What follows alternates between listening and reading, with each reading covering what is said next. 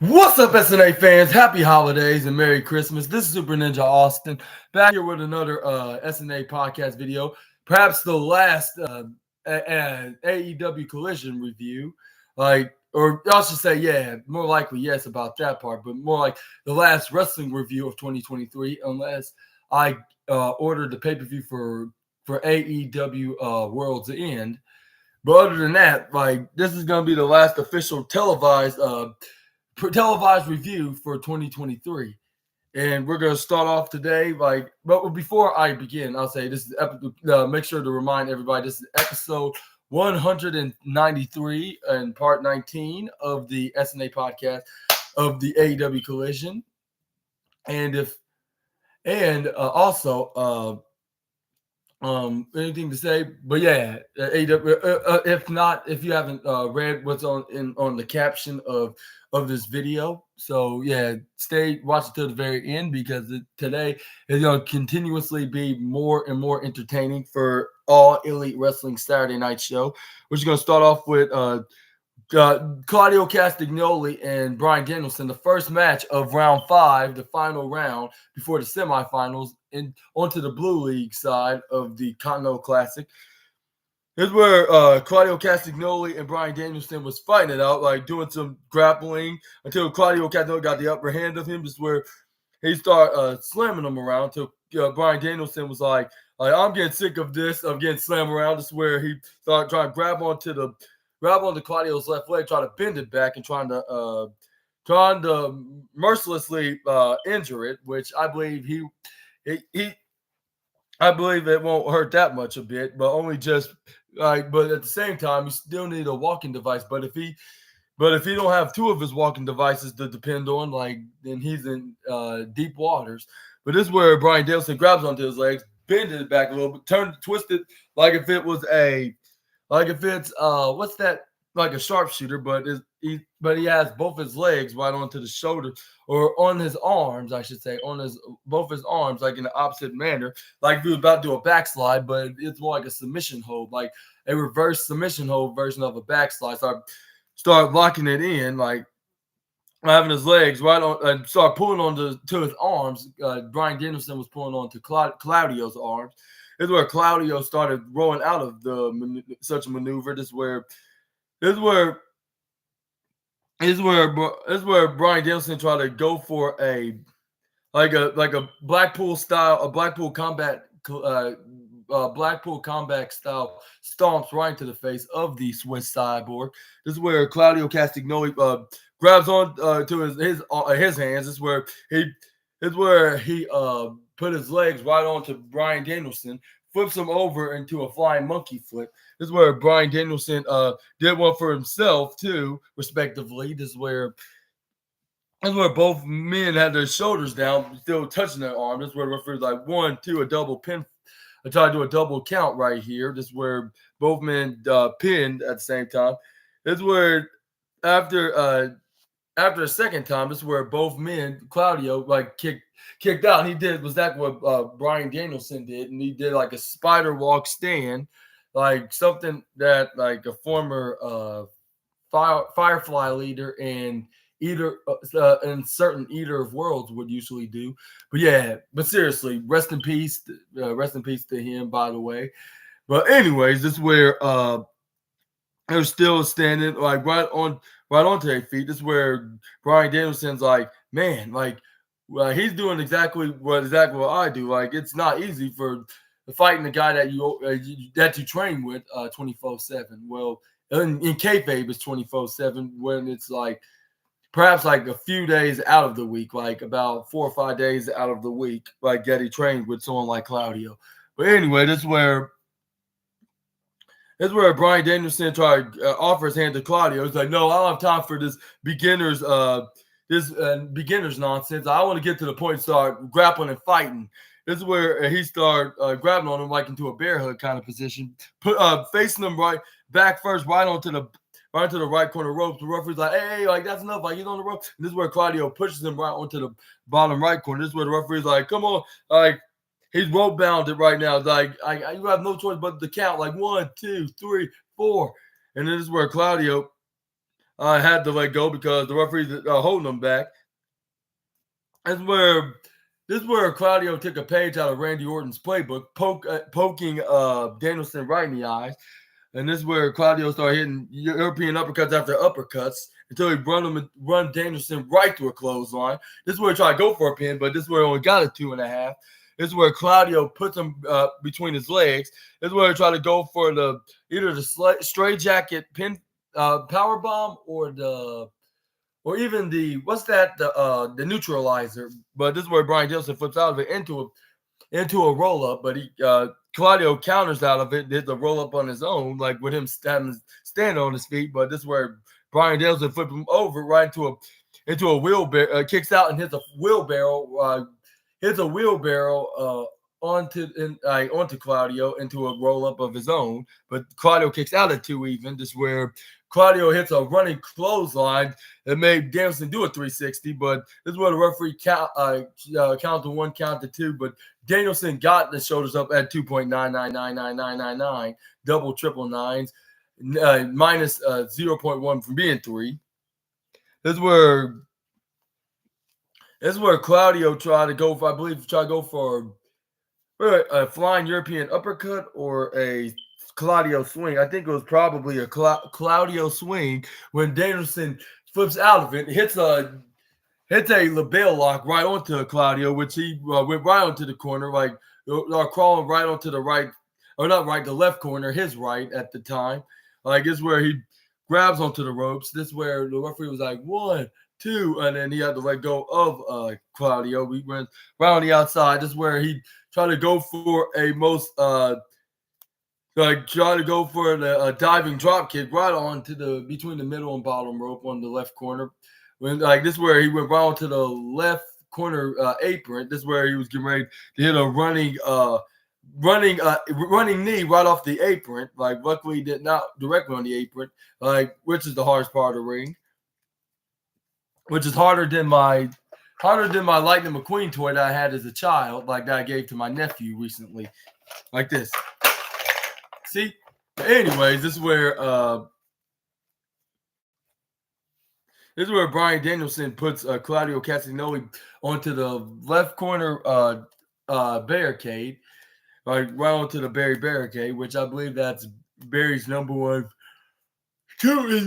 main tombstone is that. This is where Bryan Danielson started hitting former yes kicks, which now is former forward roundhouse kicks, right into the midsection of Claudio, right off of the left corner, the left corner side barricade. This is where he hits a very stinging knife edge chop, which you could hear the impact, something that Gunther do not want to, and he's adding them to the list about half a dozen more times, perhaps 5 or 6 times. This is where Bryan Danielson throws Claudio back in the ring. This is where he goes right up on the top rope. This is where he tried to go for the middle flying drop kick. But this is where Claudio caught him in midair, reached his head, and hits the most amazing catch of a European uppercut with his opponent on the top rope, right onto the air. This is where he tried to go for a pinfall, but this is where Claudio went for a pin, but he only got a 1-2, like a 2.9. This is where Claudio started hitting elbows right onto Danielson repeatedly. This is where he picks him up, puts him right on, Irish whip him right on the top or the upper right corner of Tina the turnbuckle. Hits a thunderous European uppercut on that corner until he Irish whip him right to the lower left corner. Hits a European uppercut right onto that corner as well, right onto the face.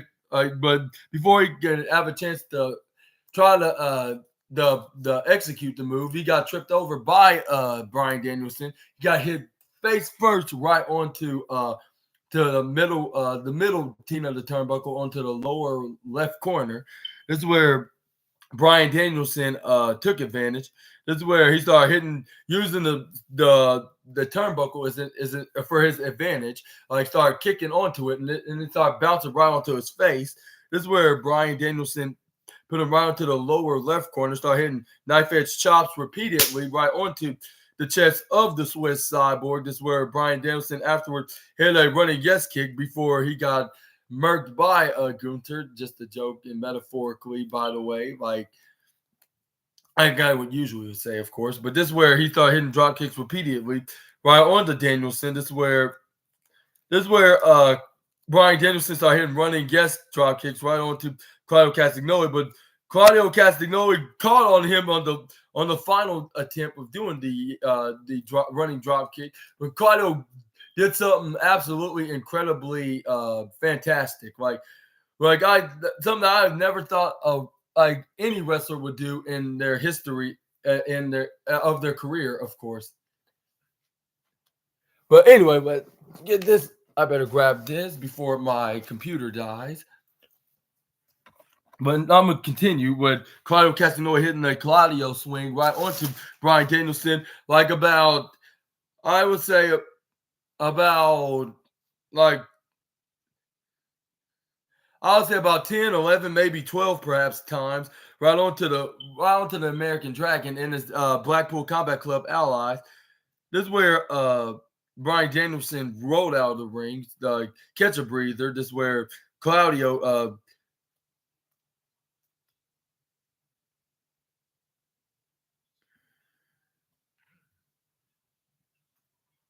what was it? No, it was it was Claudio. After he kicked out of the Claudio swing, this is where he tried to go for a sharpshooter. Then Brian Danielson rolled out of it. This is where Claudio closed on him onto the upper corner, leading him to the upper corner of the ringside area. This is where he crawled up to the upper right. This is where Claudio continues his fight onto the American Dragon. This is where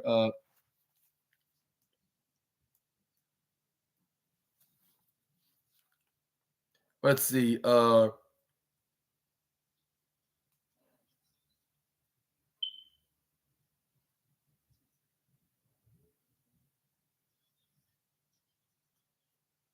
this is where Claudio tried to bring him back in the ring before the time went up because he only had like only 10 seconds left, I believe. This is where he started hitting him with elbow strikes, trying to go for a pin, but it was too late because the time limit has went up, and the results of the match went to a draw.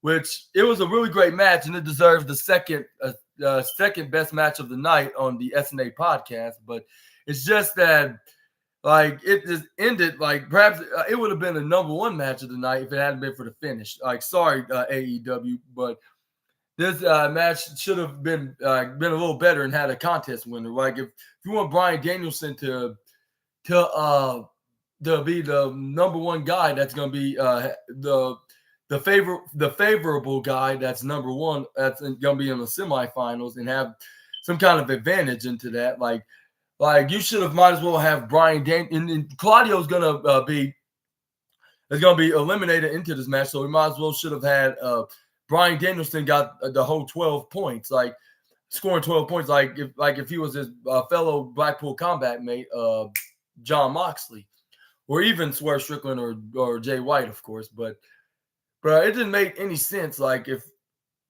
it didn't make no type of sense that that ended in a draw, even though Danielson's number 10 got 10 points while Claudio only got 7.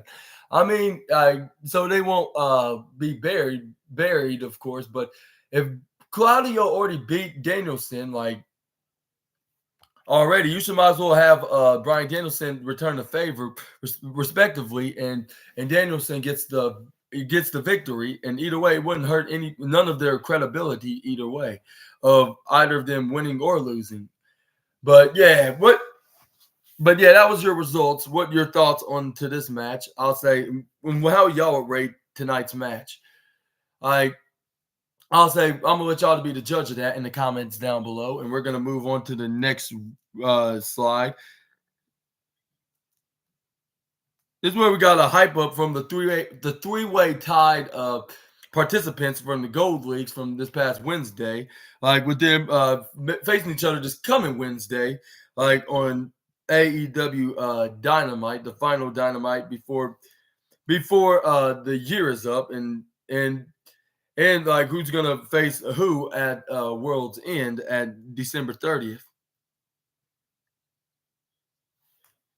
But yeah, it showed hype up with John Moxley losing to Jay White, with him like with John Moxley responding like, "Hey, hey." And the only reason why you won the match because you had to do a cheap shot just to you have to bring me down. And he's like, right about now, he's like, you're gonna you're gonna be looking at like I'm looking at excuses like unlike me, like when I beat both not only you and Swerve Strickland. And we're gonna see who's gonna be determined on who's gonna face anybody that's in the blue leagues for the Continental Triple Crown champion. Here, Jay White's all y'all can say whatever y'all want, both Swerve and John Moxley, but we all realize that all of us, like,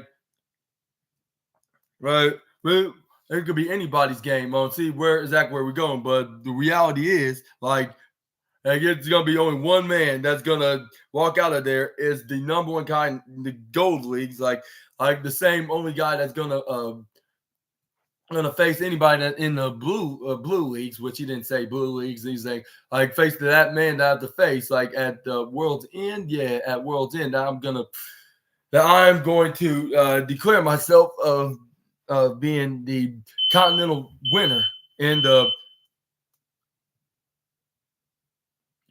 Continental winner and the Continental winner and what's that and Triple Crown Continental champion, I should say. This is where Swerve Strickland was like,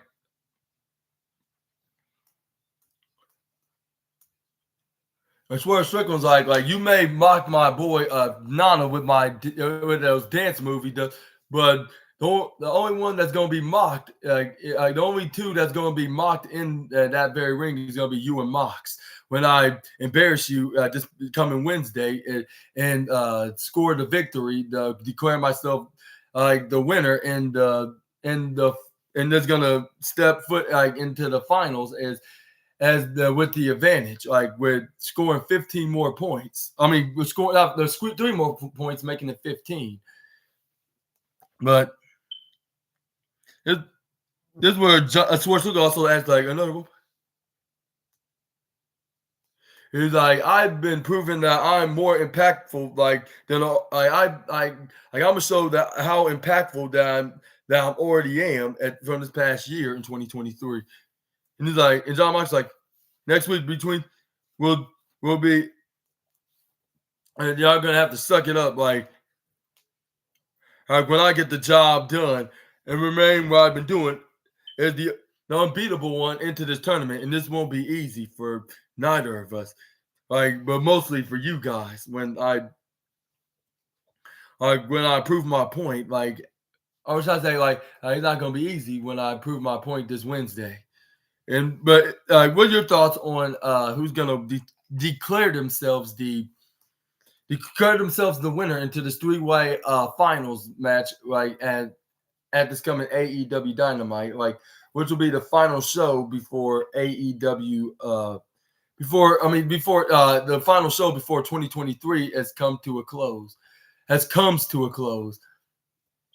But yeah, but what's your thought? Who's going to win? And unfortunately, I won't be doing the SNA podcast episode, doing any episodes of Dynamite until next week when they have their New Year's, I believe their New Year's Smash edition of their Dynamite show, and probably not to mention their Rampage and Collision show. But we're gonna see what's gonna happen in a week and a half from now when it becomes the new year. And can you all believe that tomorrow will be Christmas Eve? It's very unbelievable right now. But anyways, what's your thoughts?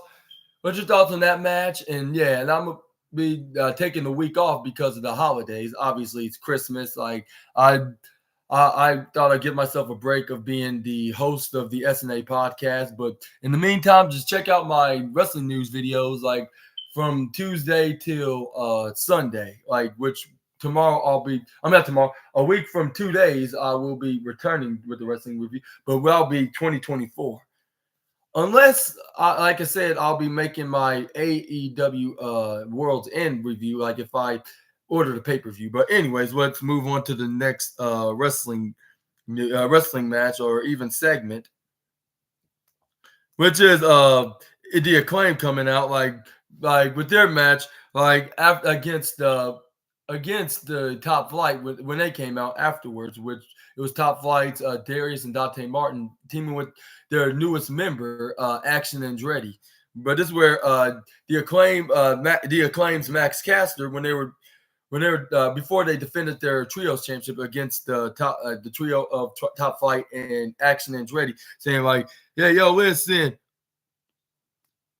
And he was like, what he said, like something, and like Andretti, you break a leg. Or no, it was he referenced Dante Martin's leg, like and saying you break a leg, and this is where he was like, Action Andretti, like you beat Jericho like earlier this year, and now your career is already dead. And then he's like, I'll bring it. He was like, I'll bring it to your mama, and he was like what he said, like I'll bring it to your mama, and man, Dante, you have a good match, break a leg, which referenced like his injury from reason why he haven't been in action from the past half a year from 2023.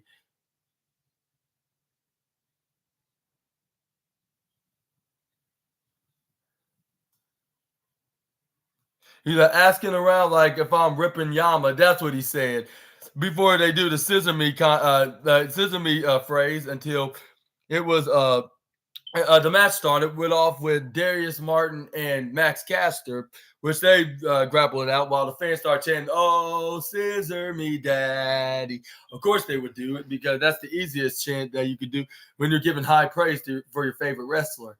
Like some of the fans did, like when Simon was doing his live ups and downs this year, like when he was at the WrestleMania event or the Double or Nothing event or the Money in the Bank event when they were in the UK, I believe. Yeah, they were in the UK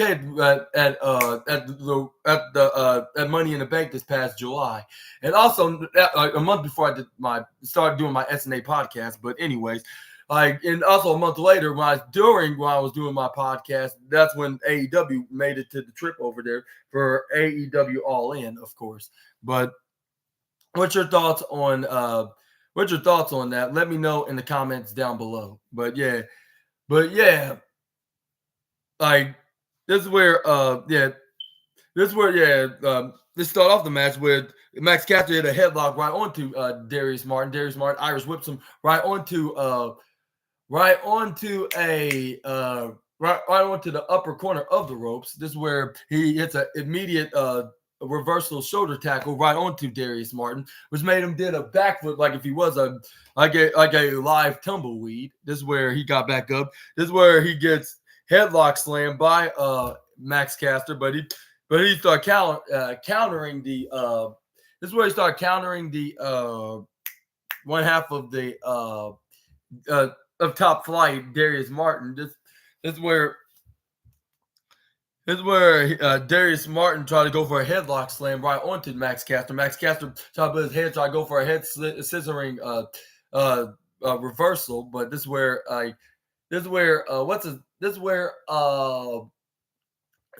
Darius Martin flips out of it into a kip up. This is where he tried to go for a clothesline, but this is where Max Caster ducks out of the way, hits a arm drag right onto Darius Martin, not Dante.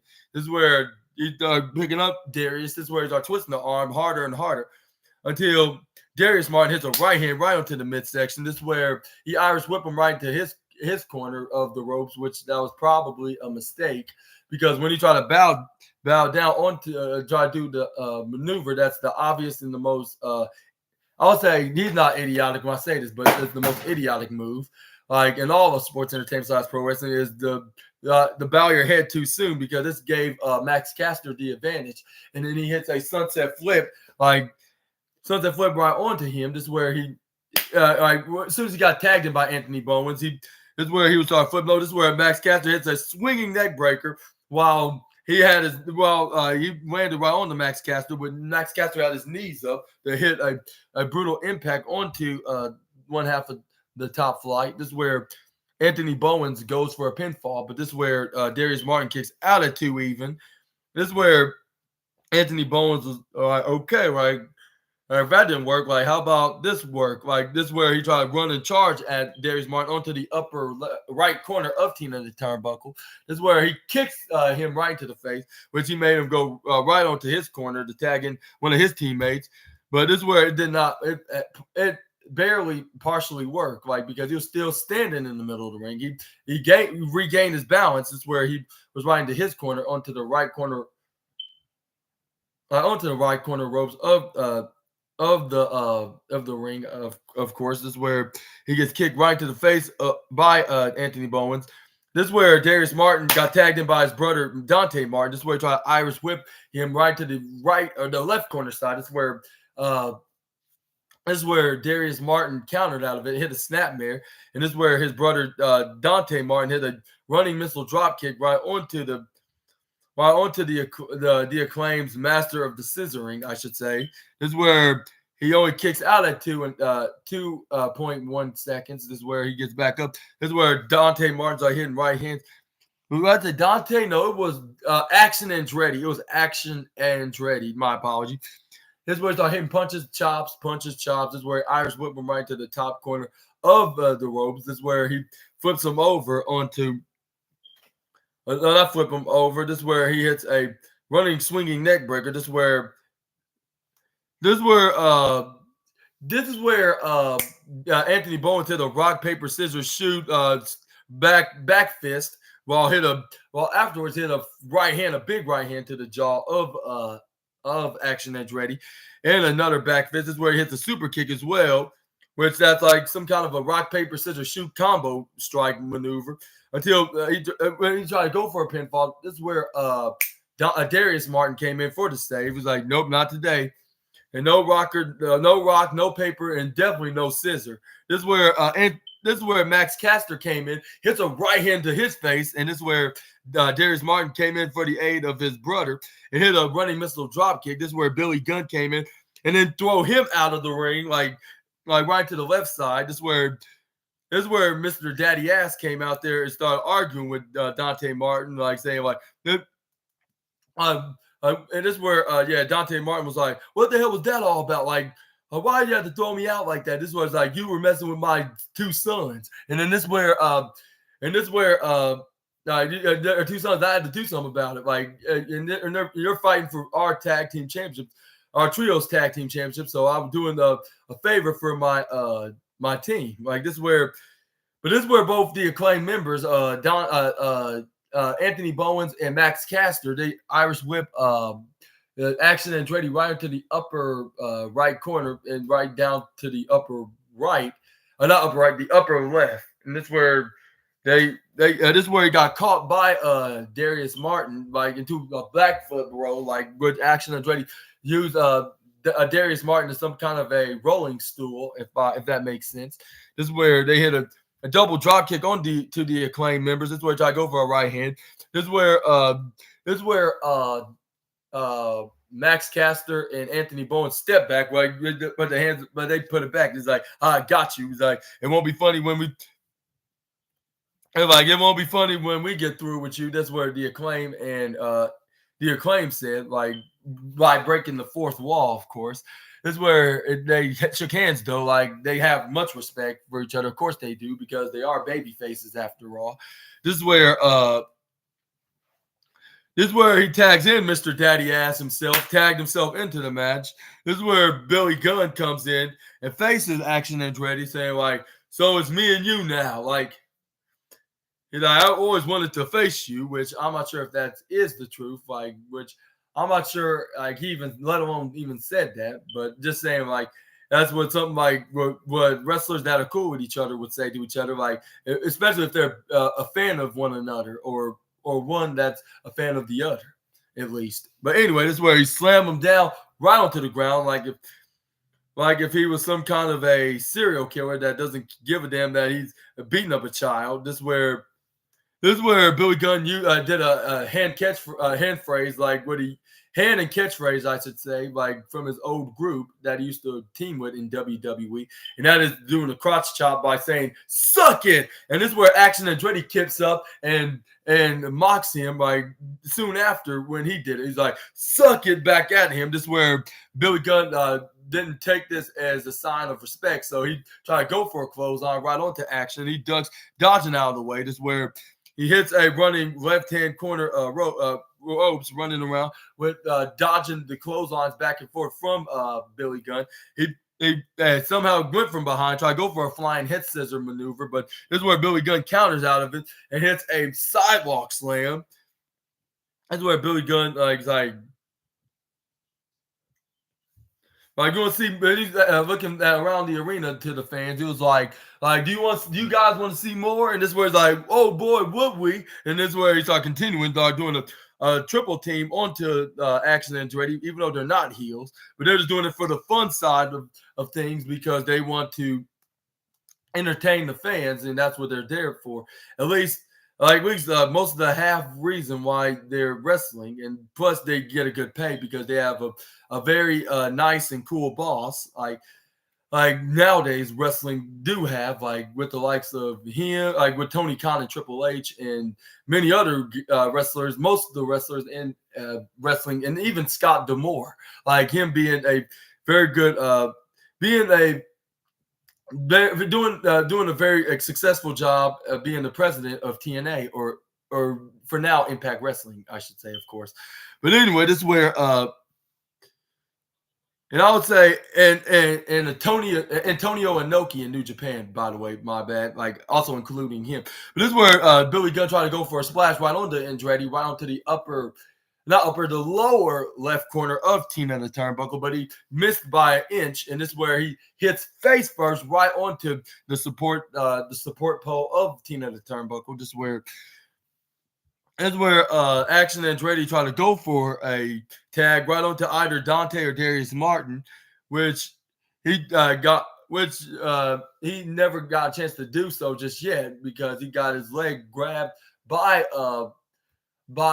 Billy Gunn, so he won't jump for either teammates of the top flight group. This is where he gets instantly get hit with the instigiri right onto Daddy Ass himself. This is where he tags in his new honorary brother Darius Martin, I should say. This is where Darius Martin came in, started cleaning house, like with some forearms right onto the acclaimed freestyle master Max Caster. That's what his name is. This is where he Irish whip him right into the upper right corner, but he got countered by what's his name, by Max Caster. This is where Max Caster put him right into the corner. This is where he hits a back slang, hit a back strike right onto Dante Martin. This is where he missed by a second. Dante Martin put me over the top rope. This is where he go for an instigiri kick right on the Max Caster. And this is where he goes right on the top rope. This is where, or more like he goes for a springboard off the top rope. He springboard right on the top rope. Hit the ultimate comeback move in all of sports entertainment in 2024 / pro wrestling, which he's trying to make the best of it because 2024 is almost here in less than 9 days from now. So he's trying to make the best of what he can possibly do inside the squared circle. This is where even if I still think it's going to be the ultimate comeback move, like continuous like in 2024, with it being known as a proven fact that is the ultimate comeback move in this particular year.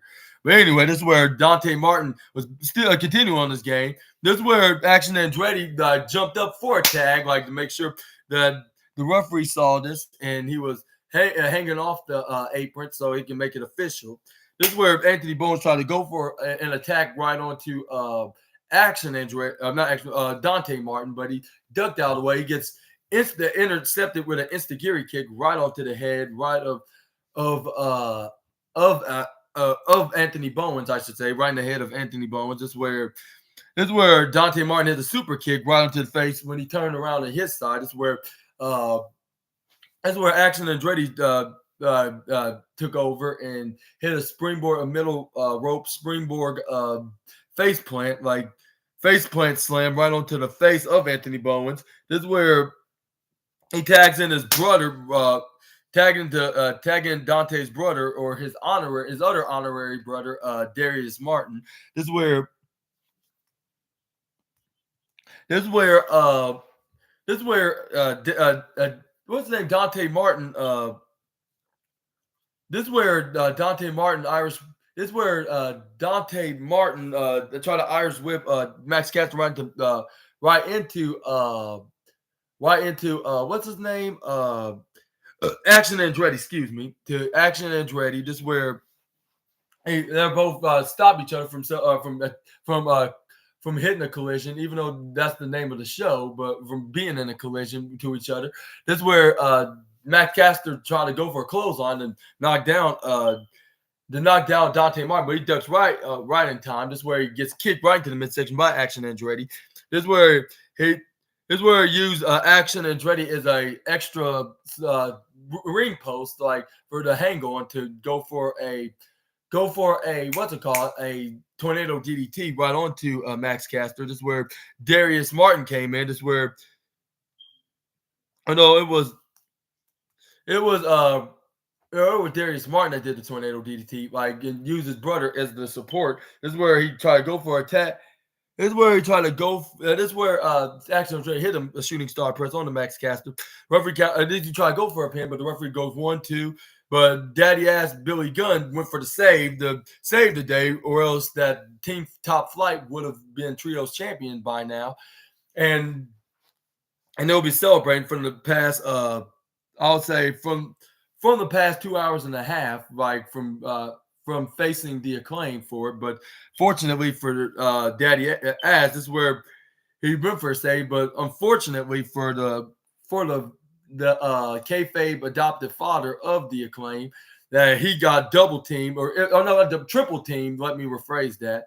All right, he got triple teamed he started triple teaming him right inside the ring. This is where Billy Gunn luckily knew that they weren't like heavy hitting guys. I'll say heavy hitting guys, and let alone being big and buff. So he went right off, picked both of them up like children, and tossed them everywhere. And they went crashing down right into their respective corners, right into the bottom left corner, the bottom right corner, the upper right corner. This is where he was in the top left corner, because that was the only place to be available to hang off of.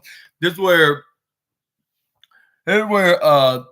Dante Martin tried to go for a running splash attack right onto Billy Gunn. He flips him over right into the upper left corner. This is where he hang off the top. This is where hang off onto the apron. This is where he tried to go for a springboard crossbody. But I think this wasn't a guaranteed, even though he just did a running crossbody in the last time he had a maneuver like that. No, it was a springboard. So I guess I'm right about that, because it's not a guaranteed, because he already successfully executed, and he wasn't double lucky enough. So we already knew what was going to happen. This is where Billy Gunn hits a big catching uppercut, like right onto the face of Action Andretti. This is where Action Andretti, what's his name? Dante Martin, I believe. It's where Action Andretti tried to go for. It's where he tried to go for a springboard, try to go for a springboard moonsault, I believe, onto Billy Gunn, but he caught him, hit him with a German suplex. This is where Darius Martin kicks him right in the gut as well. This is where he runs and try to go for right through the left side ropes. We're going back to the right, but he gets rolling flip power slam by the former WWE Tag Team Champion. This is where Billy Gunn's like we all like the Acclaim, don't we? This is what he tells them. This is what it looked like to the fans. This is where he grabs onto Darius Martin, hits a huge body slam. This is where he was like, "Scissor me timbers," and this is where this looked like it was some kind of magic word, I should say. It sounded like if it was some kind of a magic word, because this is where Max Caster came in, and along with Anthony Bowens, where Max Caster grabbing onto Billy Gunn's left leg, not Billy Gunn. What's his name? Darius Martin, while Billy Gunn grabbed onto Darius Martin's right leg, where Max Caster going up to their corner onto the mid rope, right onto the turnbuckle. This is where it's like scissor me timbers, and this is where he hits the scissor me timbers leg drop right onto the family jewels of Darius Martin. Hopefully, he already started a family. But I'll say, even if he didn't, I think he'll be okay. It's not like they decapitated. But anyway, this is where Anthony Bowens tried to go for his finishing maneuver, but I believe he got picked off by Darius Martin with a super kick. This is where he got thrown out of there by Billy Gunn. This is where Action Andretti goes, this is where he got him on the apron on the top corner. This is where Action Andretti go for a rolling flip, like front flip, I should say, like a rolling flip kick right onto Billy Gunn, knocking him out of the ring. This is where Darius Martin had to do some finishing touches, like doing a catapult, like right onto his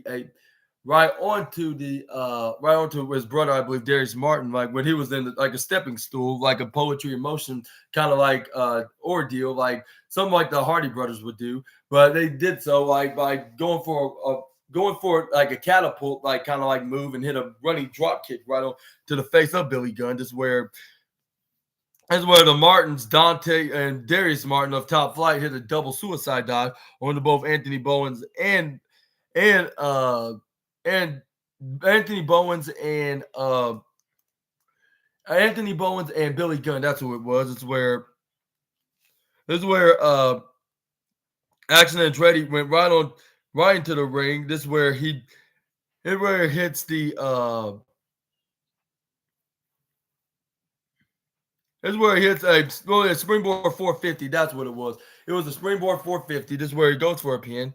Referee count, Aubrey Edwards count to 1, count to 2, but Max Caster kicks out right before Aubrey Edwards can even pat the mat down, like for 3, of course. This is where Max Caster kicks out at shoulders up right at the beginning, like, and this is where.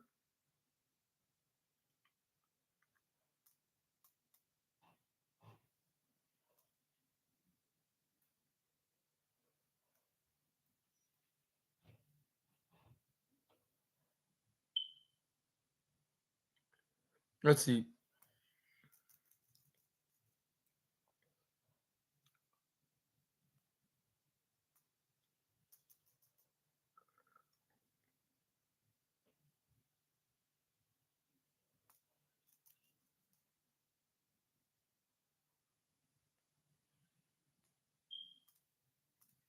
Oh yeah, that's what happened right here. Like this is where Action Andretti tried to go for the corner when he was 2.999.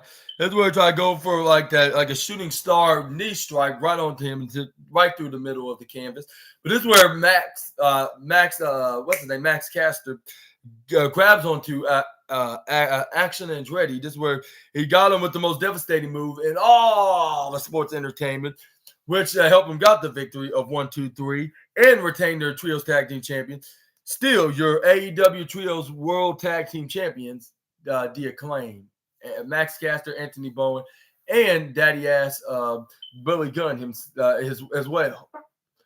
And also, what are your thoughts on this match? Do you think this was well put together, and maybe even at least like 3 or 4, maybe 5 or whatever best match of the night, which I think it's like I would say the 6th best of the match of the night, because tonight's show like saw all kinds of interesting and entertaining matches. They did a very successful job, and I think they should continue doing this. Continue doing this at this time, like, and like even if they did have like a jobber squasher match, keep that like when you debuting or have a return of somebody. Like we haven't seen it. We haven't seen in months. But anyways, Let me know what y'all think about this contest in the comments down below. Let's move on. We had a celebration of a scissoring, but not only that, we also had the Acclaim. They shook the hands of Top Flights, Dante and Darius Martin, and Action Andretti, saying like y'all did a very great job, and we appreciate the work you did, and you deserve. You showed that y'all deserve to be in this ring wrestling for these said tag team champions. He's like, hopefully they'll cross paths with those guys again. That's what he said. Like, I mean, that's what exactly what they said, but that's what they looked like they were saying, like while shaking their hands. But this is where we move on to the Hook with a special message with his opponent at World's End. And this is where he had to say, excuse me.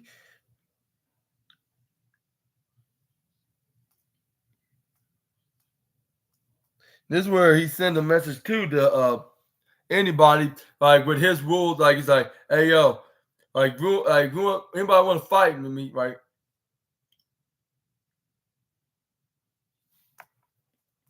And then this is where he pointed out it was Will.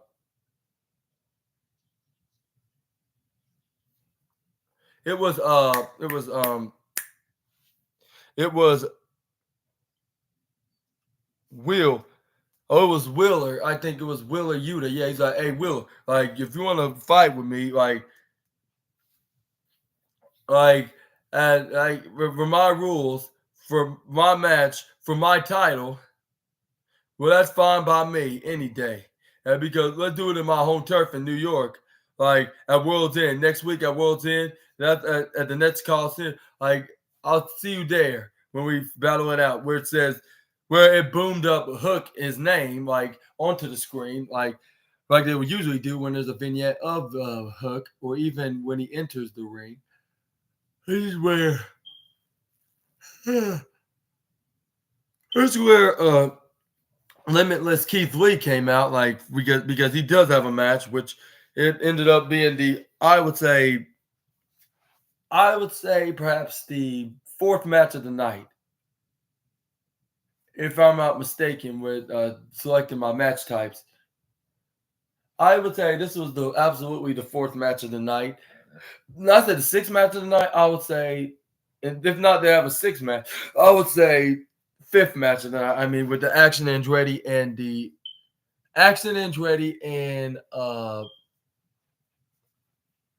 it was Action Andretti and no, I'm right. It is the sixth match of the night. I'm right.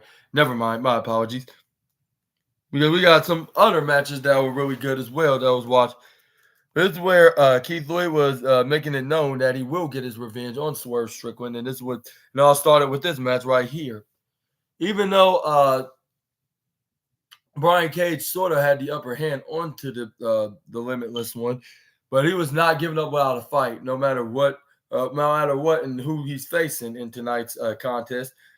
This is where Keith Lee, but even though Keith Lee had the upper hand, this is where he Irish whip Brian Cage right into the upper left corner. This is where he tried to go for a running splash. This is where Brian Cage moves out of the way. This is where he hits a running back maneuver onto Keith Lee. This is where he hits an instigiri kick. This is where he tried to go for a tune-up German super. Excuse me. Right onto Keith Lee, but this is where Keith Lee counters out of it. This is where Brian Cage tried to go for a super kick, but this is where he spins him up. But this is where he gets drop kicked right by the Limitless one. This is where he gets kicked right to. This is where he gets a big kick right into the noggin. This is where Brian Cage goes for some kind of a springboard tornado DDT kind of combo right onto Keith Lee. This is where he continues the poor beating onto right onto the Limitless one. This is where we try to go for an arm twisting maneuver to a fireman's carry onto Keith Lee. Keith Lee counters out of it. This is where he hits a German suplex right onto Brian Cage right in the middle of the ground. This is where he tried to go for a pin, but when we try to go for a pinfall, this is where Brian Cage kicks out at 2.999999999 double triple nines, 0.1 away from me. This is where Prince Nana's like, "Oh Lord up in heavens, like please let my second client win." Like I was like, I'm not sure if he's praying for you, like if you're a voodoo prince, which I'm not sure. I'm not sure if he is. Like we're just gonna have to see if what's the results of Prince Nana. But for now, like we're just gonna have to put up with his swerve when he drive dance because he don't know how to drive. But anyways, this is where Keith Lee gets back up. This is where Keith Lee grabs Brian Cage by his neck. This is where he pushed he Irish whips him right into the lower corner of the ropes. This is where he tried to hit him with a pop-up spirit bomb right into the middle of the ring. This is where Brian Cage rolls out of it. This is where Brian Cage trips him over face first right onto the top corner ropes. This is where Brian Cage hits a like leg swinging kick. Like I believe it's I still believe like even still seeing him doing it for the 500th time. It's an inspired 619 like inspired 619 into this match like in the ring like whilst he do the move because I've seen no other wrestler doing the move other than Rey Mysterio. But this is where Brian Cage was on his feet. This is where he was onto the upper corner. This is where he had him right into the lower right corner, like onto the near the bottom turnbuckle. This is where Brian Cage started twisting his neck and head when he was getting ready to get Keith Lee onto the bottom corner. This is where he's like, Keith, like you, do you want me to end you once and for all? What Swerve was supposed to? This is where Keith Lee's like, enough of this shenanigans. Like, this is where he slaps him right off. He pushes him right off onto the middle and the top rope, onto the bottom corner. This is where Keith Lee went right on the top rope. This is where Brian Cage stops him from even getting up closer and higher. This is where Brian Cage picks up Keith Lee right onto the top rope. This is where he was getting ready to hit a super behemoth plex right onto the limitless one, which he did so right onto the middle of the canvas. This is where the fans were chanting, "Holy sugar honey iced tea, holy sugar honey iced tea," because it really was some very dangerously insane, impossible sugar honey iced tea. The best way to describe it. Because you never thought you would see, like, not that often you would see big men like slamming each other right off the top rope, avalanche suplex, unless you were Brock Lesnar or Braun Strowman doing it to someone like the Big Show. But anyways, he kicks out at 2.99999999999, which Brian Cage was very pissed off about. This is where he hits a. This is where he got him right off his feet. This is where he hit the spinning kick right into the midsection. This is where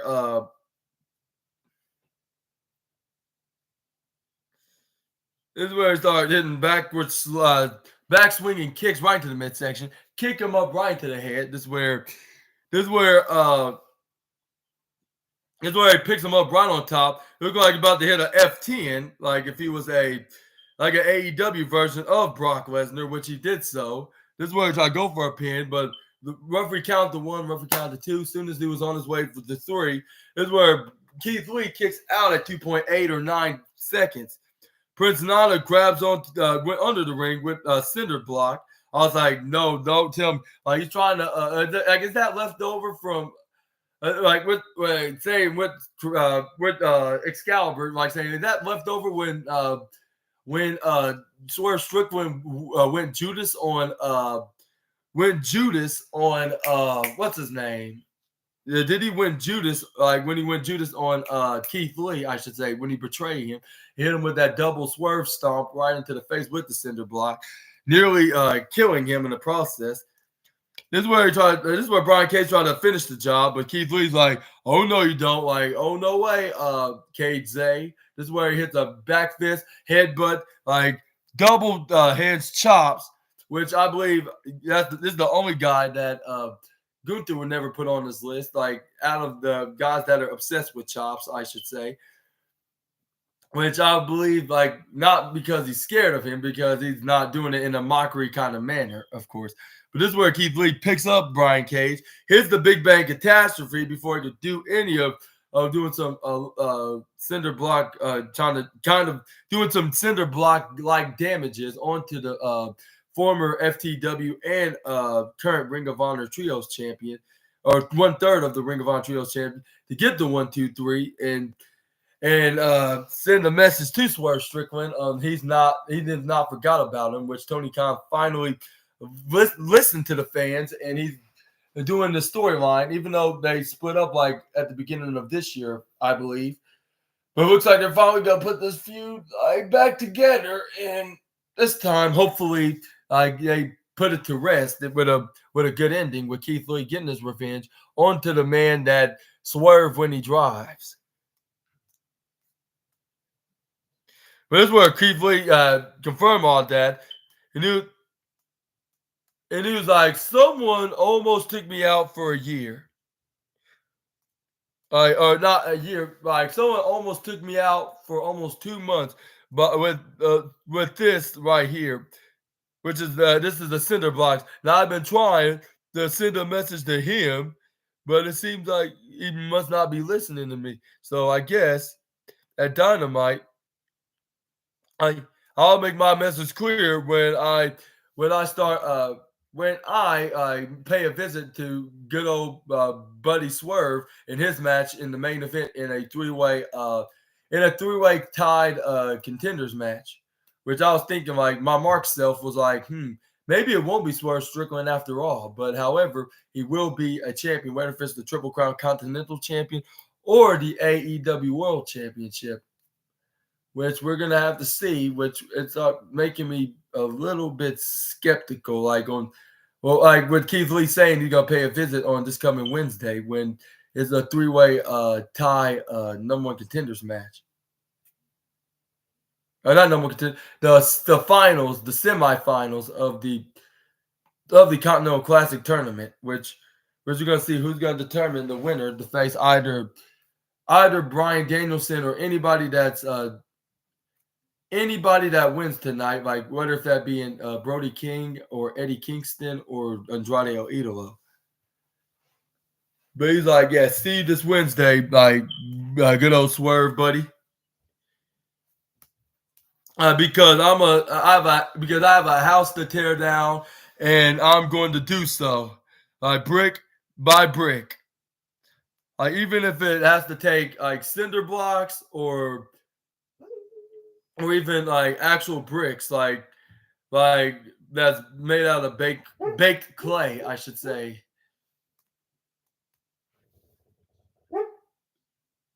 It is where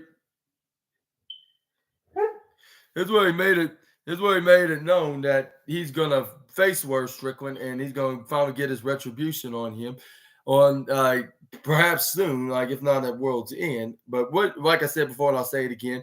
When do you think they're gonna go back to this feud and with a match actually finally having a proper match against when Keith Lee finally having a proper match, one-on-one match, something they should have done at the beginning of this year, but no matter, they fixed what their past mistakes and starting to fix it and make it better for the better, like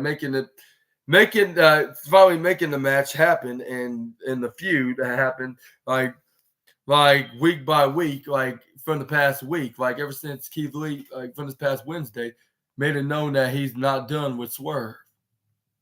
But let me know in the comments down below. Wait, what's up, Mr. Joey? I believe that's your name. Make sure to leave a like on this video and make sure you watch until the very end, and because it gets more and more interesting on tonight's AEW and entertaining. So I'll recommend you to keep watching until the very end. But anyways, let's talk about more about this on to the SNA podcast. This is where we have Renee Paquette in the backstage interview with Tony Storm, asking her a couple of questions, saying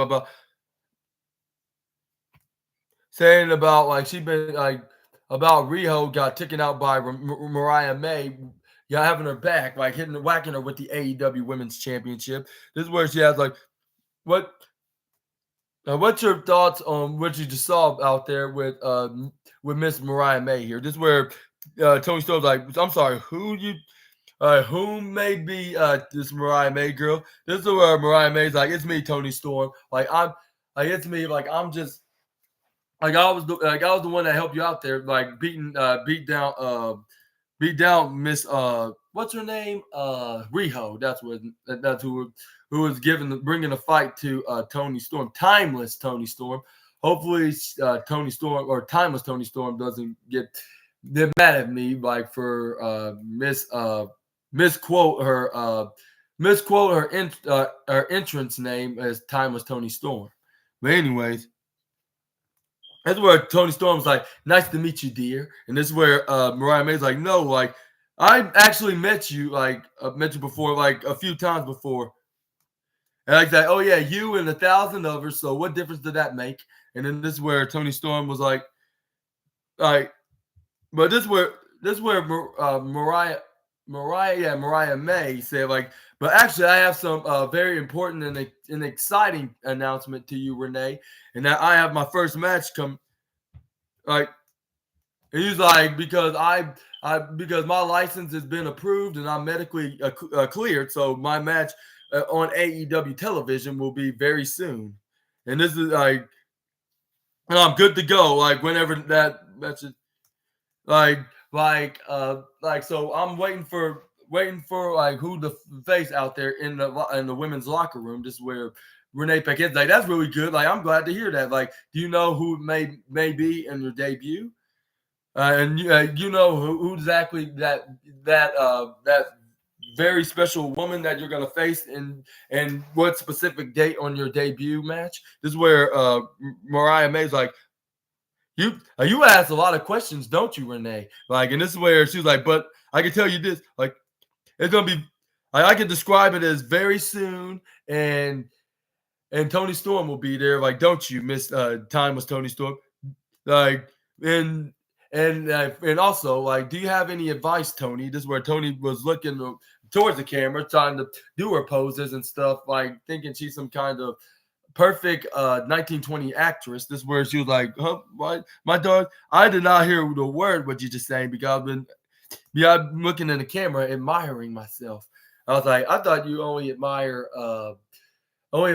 Juice Robinson. No, I'm just playing. I was like you can have any admirers other than your lover, I should say. I think that's a very unprofessional for me to say that, of course.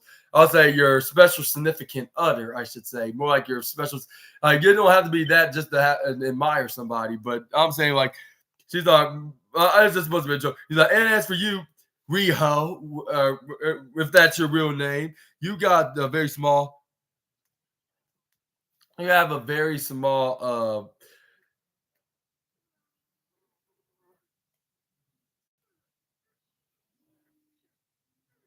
And he's like, and then that's for you, Riho, if that's really your name. Like you are very small and light, so I got a double advantage there. And he's like, and winter's coming. I have no problem. Proving. He's like, I have no problem of getting more weight, like because I can gain up to 11 pounds just like a snap of a finger. Like you leave me no choice but to follow up a green grape petua. Green grape petua. Like I'm like, whatever that means. Like, but she's playing this. She was like, this is where she was like, but in the meantime, I'm putting my head up in my TITS ups and then shoe up. And this is where she threw it right behind her, right onto her assistant and number one fan, Mariah May and Renee Paquette, which Renee pretty much was prepared for, like because she went way to the our left and her right, so she won't get hit with the shoe this time. This is where Renee Paquette's like, that was a close one. And this is where Thomas Tony Storm was like Mariah dear, like not you never learn.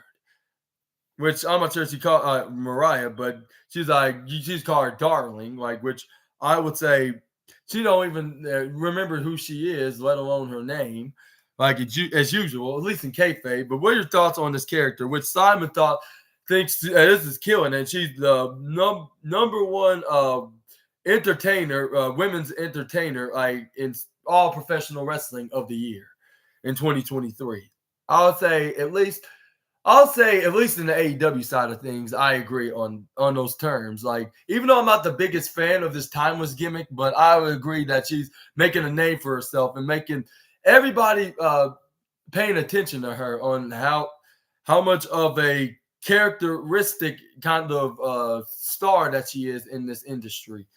But anyways, here's where we got Christian Cage address his thoughts onto Christian Cage with Nick Wayne, with him explaining that Nick Wayne's mother like helped him out, and he was like if it had been for her, I got to give her credit when it's due, because that.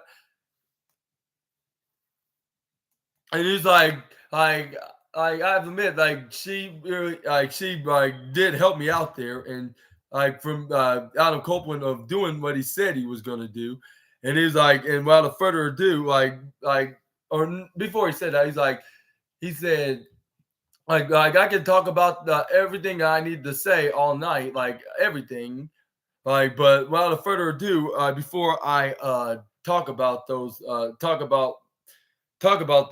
terms, talk about any terms that I have that I need to say to you guys. I want you to present Nick Wayne's mother, Shayna Wayne, out here, which everybody gave her a very I'll give a big round of applause of my protege's mother, Shayna Wayne, and this is where Nick Wayne started clapping. He's the only guy that was clapping in the arena, because everybody was booing her out of the building more louder than they ever respond to Dominic Mysterio's promos and his appearance in any wrestling arena in all of WWE. But this is where Shayna Wayne came out there. This is where she was like, "Oh, you're gonna boo me because you're boo me, like I'm a mother, and when it comes to pro wrestling, it doesn't not matter, you're like it's like a military camp, like it doesn't matter whether the sergeants or the sergeants or the trainees or anybody that's joining the army or the Marines or anything anywhere in the military, like anybody that's joining the military community, like they're not when it comes to training and boot camp, like they don't care if the trainees' mothers or even the sergeant himself's mother is there, or herself, whether if it's a male or female sergeant in military camp, aka boot camp, of course. But anyway, this is where that's what it's like in professional wrestling. Into that comparison, but this is where Christian Cage. But before I cut a promo, I forgot. This is where he's like, Shayna, without further, he's said like, the floor is yours, so you can say whatever you want onto his mic. This is where I did what I had to do. And y'all want to know why I did what I did to Adam Copeland, in Montreal, to when I whacked him with that TNT championship. I did it to my baby boy Nick Wayne here. He nearly concussed my son when he hit the chair. Hit the chair onto my son's head, with that concerto, of course. This is where. And he's like, you wonder why I made the choice what I did, you people? People like, boo, not really. That was no excuse. And he's like, I did what every loving mother, and you would do what every loving wife or even mistress would do for her man.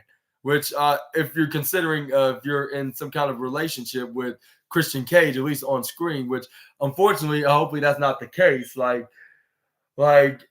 Hopefully that's not the case. Unfortunately, it probably seems like that, but it's already enough. We're already having this going to this direction with Ruby Soho and Angelo Parker. My apologies. I'm about to call him Anthony Parker, but it's Angelo Parker. Cool hand, Ange. She's like, I protected my son, and everybody's like, boo, boo. I'm just like really, like you're gonna, you go boot boot, like you're gonna, that's all you can do, like. And now he got a mentor. I'm about to call her mentor because that's what she sounded like when she was cutting the promo. Like if she had some kind of a mental disorder, like the way she played the role as a healing mother, I should say, and not no, I mean not healing, like with her healing the bruises off of Nick Wayne's head from that concerto. But even though she might have done that, she might have done that as well. But of course not. Like she, when it comes to hitting but she's more of a heel. Like she's a healed mother to a healed son. That's a spoiled brat. And this one, she was like, yeah, like, and now, like, she look at my son now, already standing up tall, being a notable name with his mentor, the your reigning, defending, uh, what did he call himself? But I don't care. I don't know. I don't know much about his nicknames other than the father hater or the father like the deceased father hater of the young wrestlers. But anyways, but yeah, he's like he already has a new mentor now, and that guy is none other than Christian Cage. And then this is where Christian Cage like exactly. This is where Excalibur called her a Karen, or was it? No, it was Kevin Kelly call her Karen because she kind of does look like a Karen with her being absolutely rude on the microphone on their promo, of course. But this is where Christian Cage went on the microphone and say, uh, everybody that knows that I'm always known, like, and everybody in the world that knows that everyone's world, like that the world that Adam Copeland is a despicable human being, and he's also a piece of crap. Fans were pouring the absolute sugar honey iced tea continuously, right onto the fan hating and also deceased father hating man into this promo segment, like with him saying like she was a waitress at a diner that hardly got paid $30,000 a year, like paying some unusable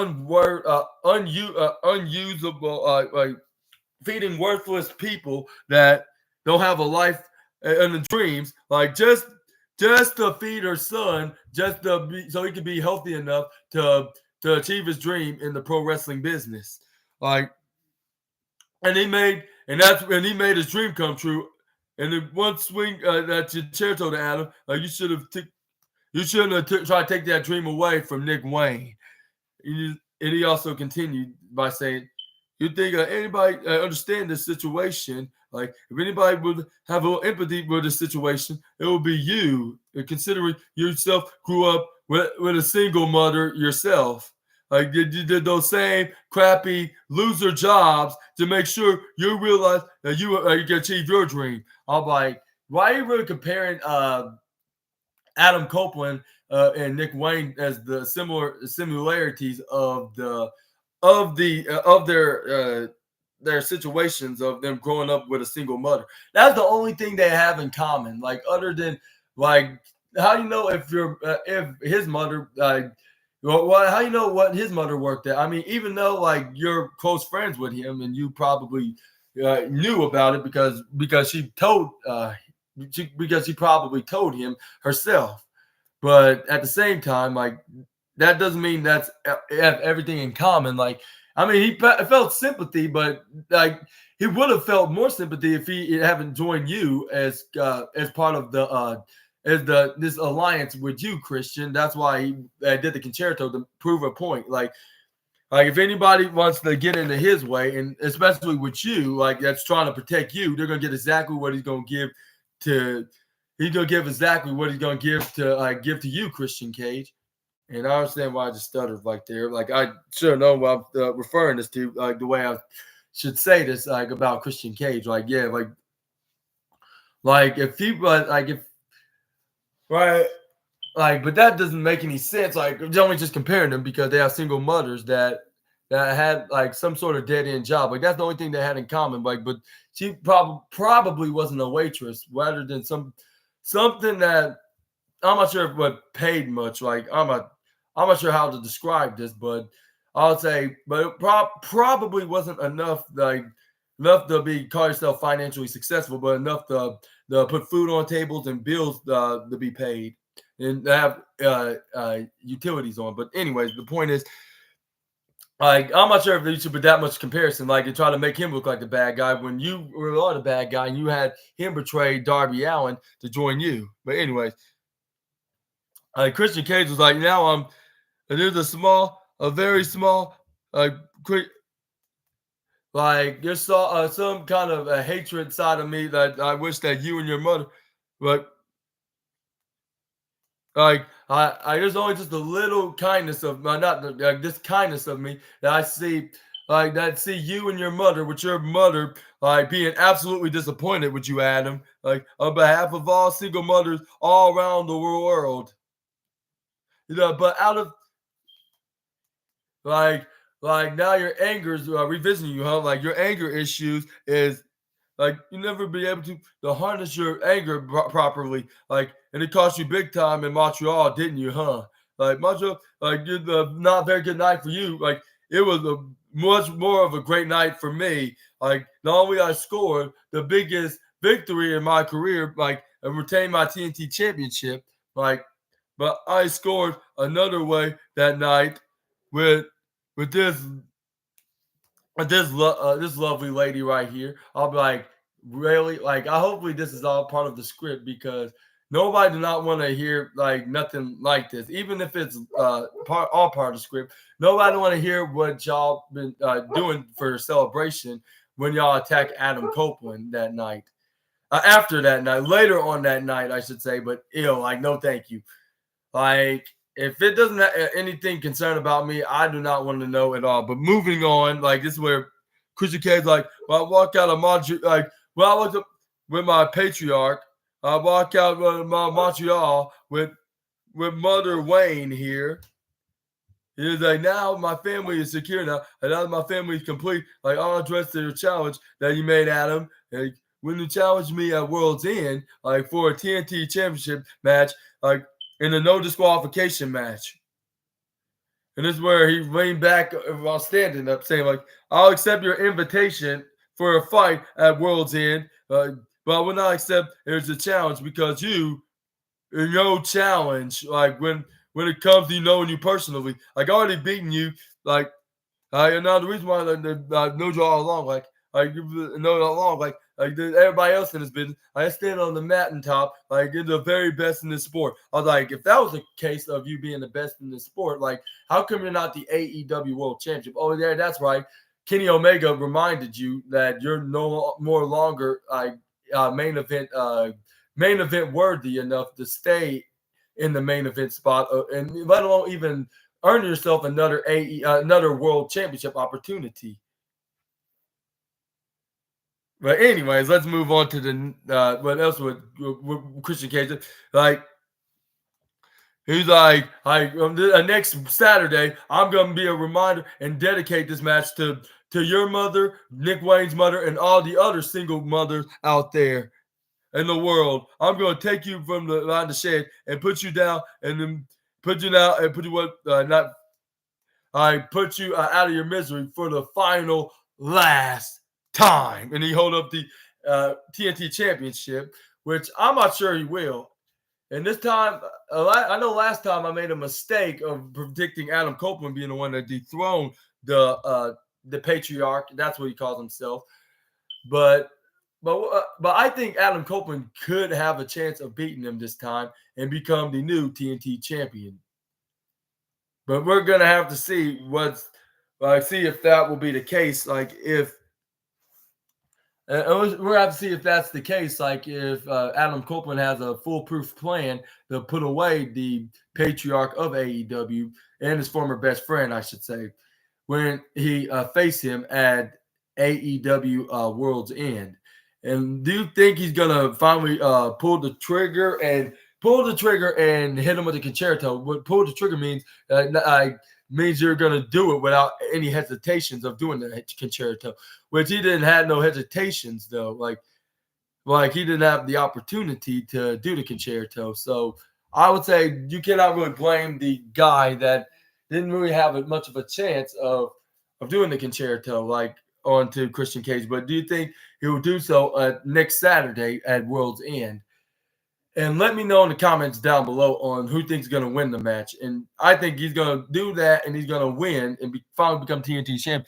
And he probably have an ace up his sleeve, whether if he has backup or not. He's going to make sure to keep an eye on Nick Wayne and even his mother himself, and keeping them distracted with them if they're going to be in ringside, which hopefully that'll be the case. So Adam Copeland gets the win, even though I'm not betting on to Adam Copeland winning. I'm just saying, like, for storyline perspective and continue, if they're gonna, I'm not sure continue this feud, but I would say they will, because for the fact that we probably would see Nick Wayne and Killswitch kick him into the curb, and we'll finally see Adam Copeland finally teaming with his longtime best friend Christian Cage in a tag team feud against a 2-on-2 feud, I should say, to be more proper, to take on Nick Wayne and Killswitch. But only time will tell when that happens. But was moving on to the next segment, which was Big Bill and Ricky Starks, like, being interviewed in a backstage interview with Big Bill's real life girlfriend Lexi. This is where it's like, and the AEW backstage reporter. This is where she asked the questions about the results of their match being likely postponed due to Kenny Omega's bad health at the moment, which I'm still praying and wishing for a speedy recovery and many more years for Kenny Omega, him and his performance in this industry. But anyway, this is where Big Bill had some things to say. And he's like, I heard you, Kenny, you have very diverticulitis, and like that sounds made up. And he's like, that sounds very made up, which I'm not sure if that is made up, because diverticulitis is the same sickness that Brock Lesnar had back like half a decade ago. So I'm not sure if that's made up whatsoever. But anyways, this is where he went on the cameras. I think that's very made up, and that's a load of sugar honey iced tea. And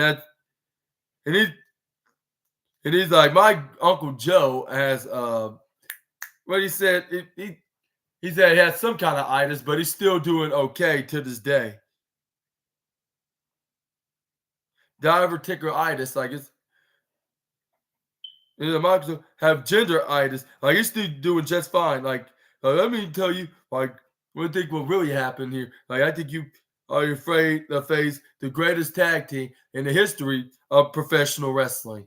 And this is where Rick Stark's like, yeah, absolutely, that's us. Like, and he's like, Kenny Omega, you don't have the guts to face us anyways, okay? Even if you step up and claim to, if you have some. Considering that it's getting eat up from this made up sickness that you're supposed to be having. This is where you better line this up, baby. This is where Big Bill started laughing. I was like, I'm not sure if they should make this into some kind of a topic to talk about Kenny Omega, even though they're just to get some heel heat, but there's going to be getting some heel heat in a bad way rather than a fun and good entertaining kind of way.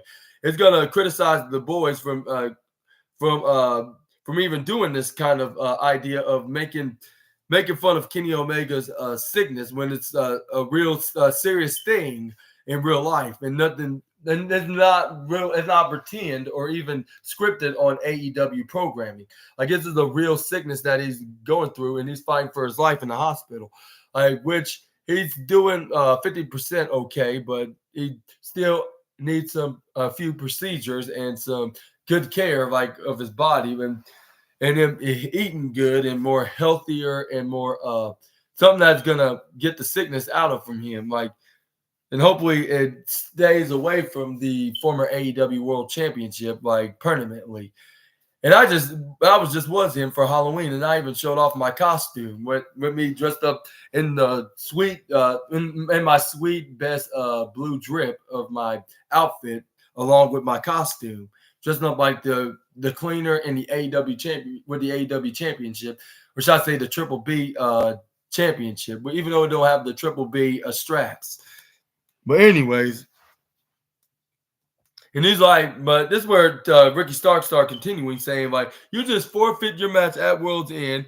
Just me, Rick, Big Bill, like if that's the case, like with like if that's the case, like then we might as well just party in New York City by already defeating like Jericho and Kenny Omega without even touching them, with them forfeiting. And this is where Jericho's like, no, not exactly. Like, but how's it going, Ricky? He's like, you know the Golden Jets are on hiatus right now. Like Kenny Omega's go out indefinitely. Like I'm not full for anything. I have a signed contract for a tag team championship match against you two. I don't know where it's gonna be. I don't know when it's gonna be. Like, well, my partner's gonna be. I'm gonna find somebody, and when I do, I'm gonna tag team titles away from you. And that is the absolute truth. And he's like, and one more thing, by the way.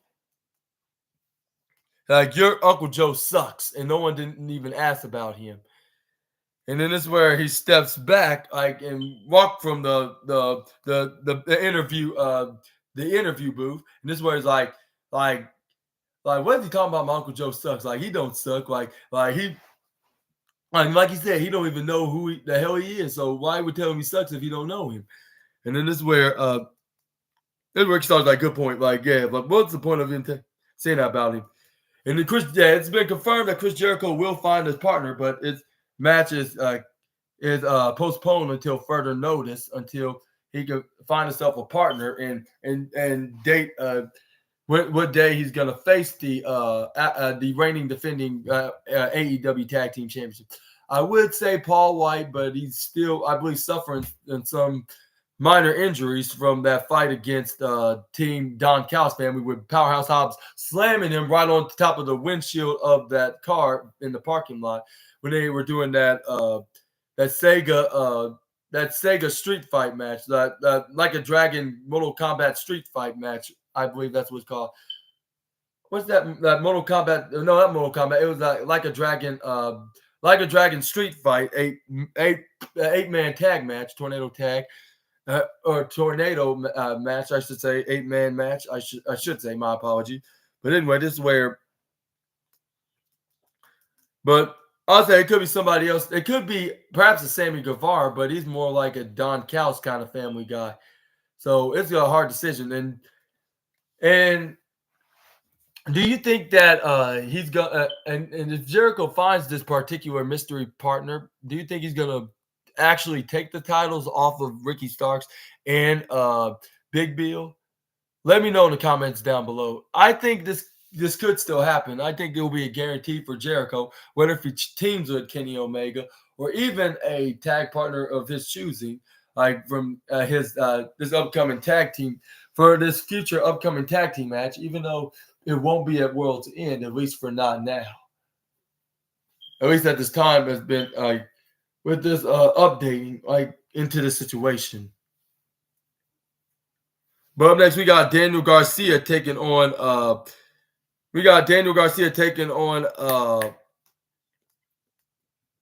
this is where we got Daniel Garcia taking on what's his name? Brody King, which this was a complete squash match. And I would say I would give it, like, I gave Keith Lee versus Brian Cage 6 match of the night. 5th match belongs to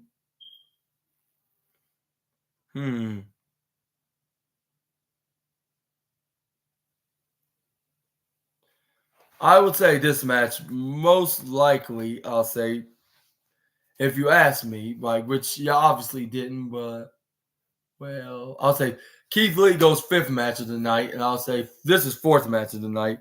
Obviously, because for the fact, and I believe I made a mistake saying 6th and 5th match of the night, but this, because it's not even like it don't even have like even 6 matches now that I know of. I'll say all the matches were 5, and they were very entertaining in a way, but I would say the match of the night is definitely going to the main event, but we're gonna talk about the Daniel Garcia versus Brody King match, second match of round 5 of the Continental Classic for the Blue Leagues. This is where Brody King was absolutely manhandling Daniel Garcia until he got to the upper right corner. This is where he started hitting right hands in the counter. This is where he tried to go for a guillotine by choking him with the top rope, like with him letting go when Brody King stepped back. This is where he tried to get back in the ring, but he gets instantly back elbow strike by Brody King back onto the right corner of the ring, of the hardest part of the ring apron, of course.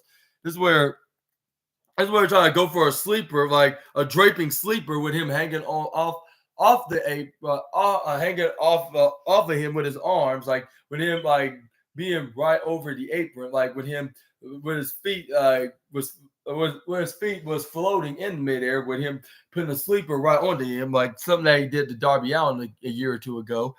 But anyway, this is where he knew he put him to sleep with that.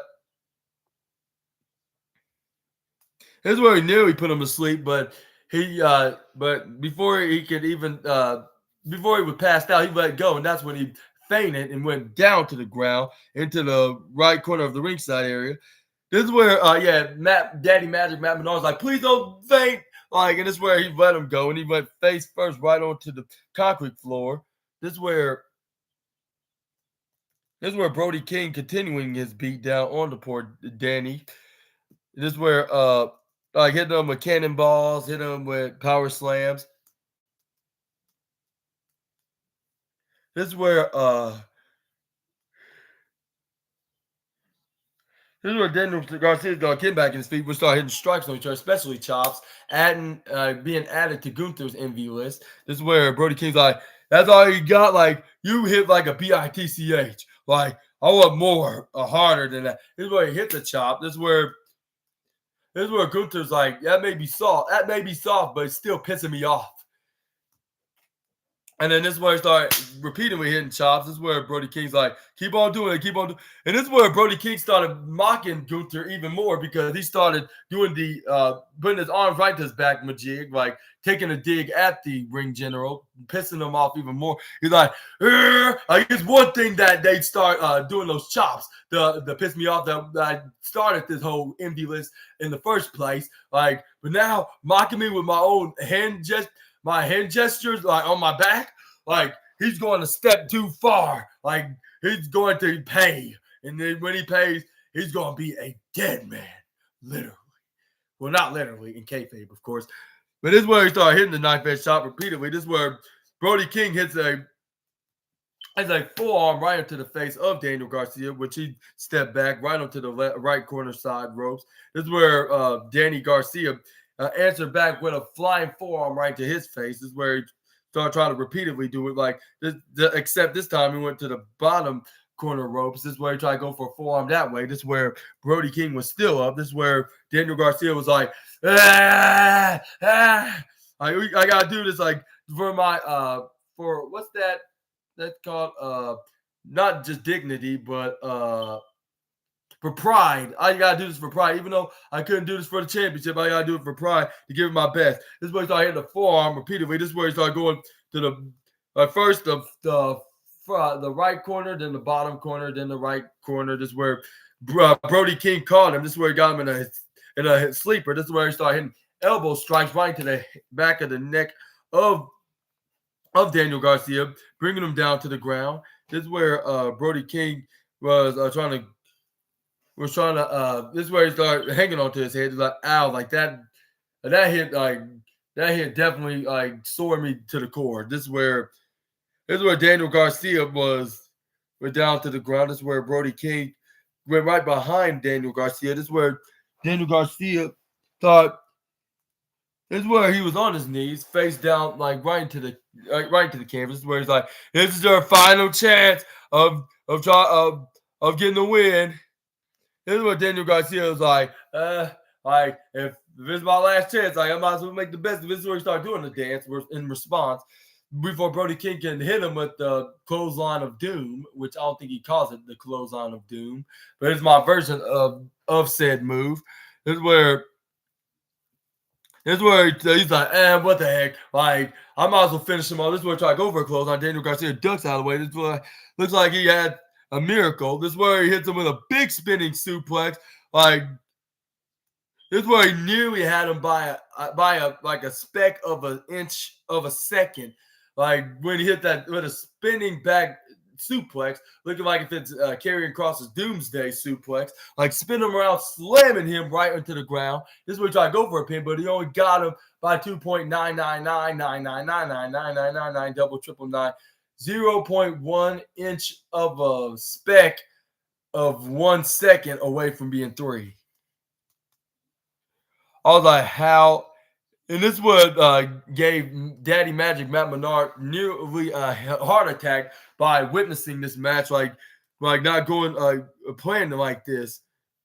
He was like, how did it not happen? This is where Daniel Garcia was like, I'm still gonna do this. Where he trying to charge at him like with a fast walk, but he get instantly caught by Brody King and do a fireman's carry. He hits my signature move, the most dominating move in all the sports entertainment / pro wrestling, the Death Valley Driver, which I like to call the Sass Valley Driver. This is where Brody King hits a guaranteed clothesline of doom, which a reminder is not named the clothesline of doom, but it's a big clothesline from hell, which he knocked him down, got him with the 1, 2, 3, or more like a more like the atomic drop. That's what I say. After he did that, he picks him up into a power slam kind of position. Then this is where he hits the driver, goes for a pin, 1, 2, 3, and then 1, 2, 3. What I'm talking about, I spoke it too soon. Like Daniel Garcia hits him with the shoulders up. But I guess I was lying. Like, what am I talking about? I was lying. He got the shoulders up at 2.9999999 double triple nine, 0.1 away from 3. Brody King was like, how did he kick out of that? This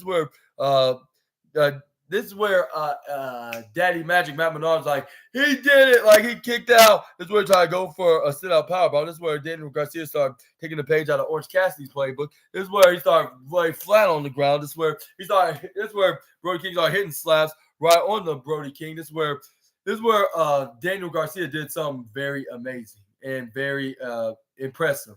Like, out of this this whole entire Blue League Continental Classic tournament, like ever since the beginning, like he did something absolutely like unthinkable, I should say, to describe it. And he picked him up, rolled him up in the surprise roll up, got with the most devastating move in all of sports entertainment, and finally got the 1, 2, 3 for the win. I was like, he finally did it. He finally did, even though he's not in the match, but he automatically kicked Brody King out of the tournament. And not only that, like he finally got a win for pride. Like he finally did it. Like it must be a miracle. Like Christmas miracles really do exist, especially during Christmas weekend. And this is where Brody King started being a sore loser, like double team along with his buddies and allies of Malachi Black and Buddy Matthews. This is where Matt Menard, Daddy Magic Matt Menard. This is where he's like, please don't do this, don't do. This is where he gets V-trigger knee strike by Buddy Matthews. Started getting stomped. This is where so they wouldn't attack his son, his on-screen son, I should say. This is where they let him go. This is where he started hitting. It was like a 3-on-2 disadvantage for Daddy Magic Matt Menard and Daniel Garcia until FTR came out there for the save, and then they scared him out of the ring. This is where it's like, you want to play this hocus pocus, pocus fun and games, huh? Like, how about you do it with 2 more guys? Like, like you don't seem like a dominant threat, do you? This is where they walk out. This is where Dax Harwood's like, I'm telling you that, like, we had enough of this magic tricks and all this nonsense. Like, if you want us, like, if you want me to put our families in the line, like, damn it, I'll go and drink and beat everybody's ass in this match. Like, like to you guys, of course. Like, but this is where he's like, we want the first time ever. It will be FTR against House of Black, like in a top, with like in a top tier tag match. Top guys are out. I he's a top tier, but he's like, it'll be first time ever. It will be FTR and House of Black, and he's like, top guys out. Which it's been confirmed that we will have this match, which I believe will be at World's End next Saturday. Hopefully, it'll be a very great match. But what are your thoughts on tonight's match? I was like, first I thought it was going to be a squash match, but I was like, luckily it wasn't. We finally got Daniel Garcia finally getting a win, and it's likely for pride, more like for pride, like for not being and making an embarrassment statement, like poor Jay Lethal saying he's gonna win the match and he left with nothing, but at least he left off with something, like and make it less regrettable. Making the statement known that you're gonna when you're not, we're gonna even win the first 4 matches into this Blue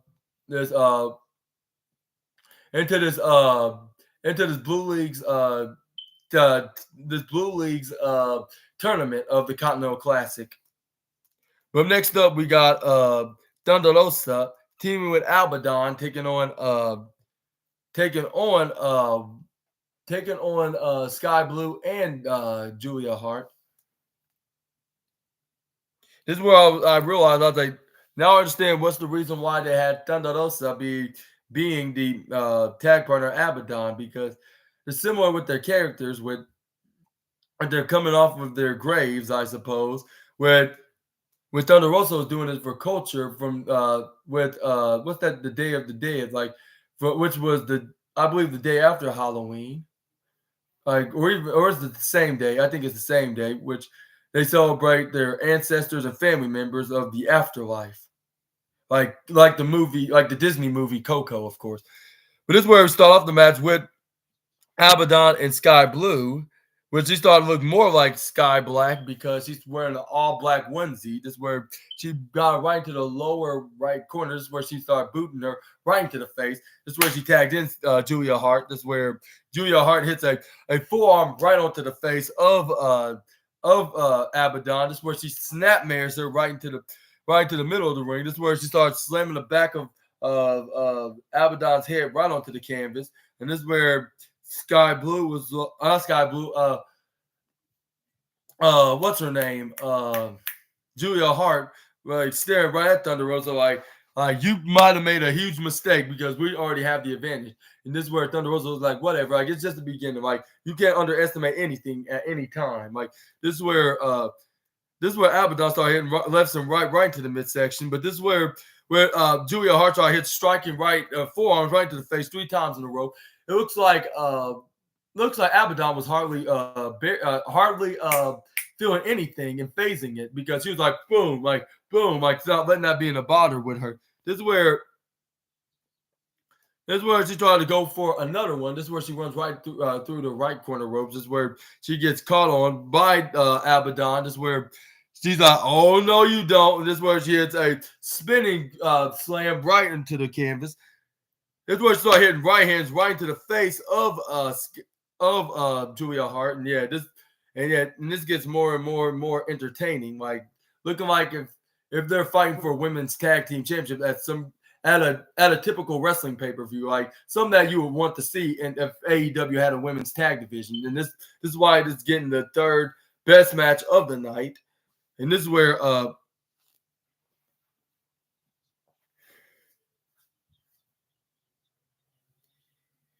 she picks up Abaddon picks up what's her name, Sky Blue, and put her on her knees, like still like crouched down, like right into the middle of the ring. This is where she ran right aside of her. This is where she went right into the right hand side corner ropes, hit her with a devastating knee strike right into the head, like right into the face. Of course, this is where Abaddon picks up Julia Hart, Irish whipper right into her corner. Of course she would, in the upper left corner. This is where she tried to tag in Thunder Rosa, but this is where Sky Blue or Sky Black, rephrase that, even though it's not confirmed by anything by AEW. But I'm gonna start calling her Sky Black, like because for the fact she's wearing all black now, ever since she got misted right into the face by her now known teammate, I should say, now known teammate not Sky Blue. I'm keep calling her Sky Blue. Julia Hart. This is where Thunder Rosa went right down to the ground. This is where Abaddon went like and stalking Sky Blue. She was like, I don't think you should have done that. This is where she tried to slide back and forth, like going left and right. There was nowhere to go, like only just trying to escape the cornering trying to escape the corner that the exit from the corner that Abaddon's blocking. This is where she's like, no, like you have nowhere to go. Like you shouldn't have done that. Like you should have been worrying about staying in your side of the corner when you have somewhere to go in and somewhere to go out. This is where she gets attacked from behind by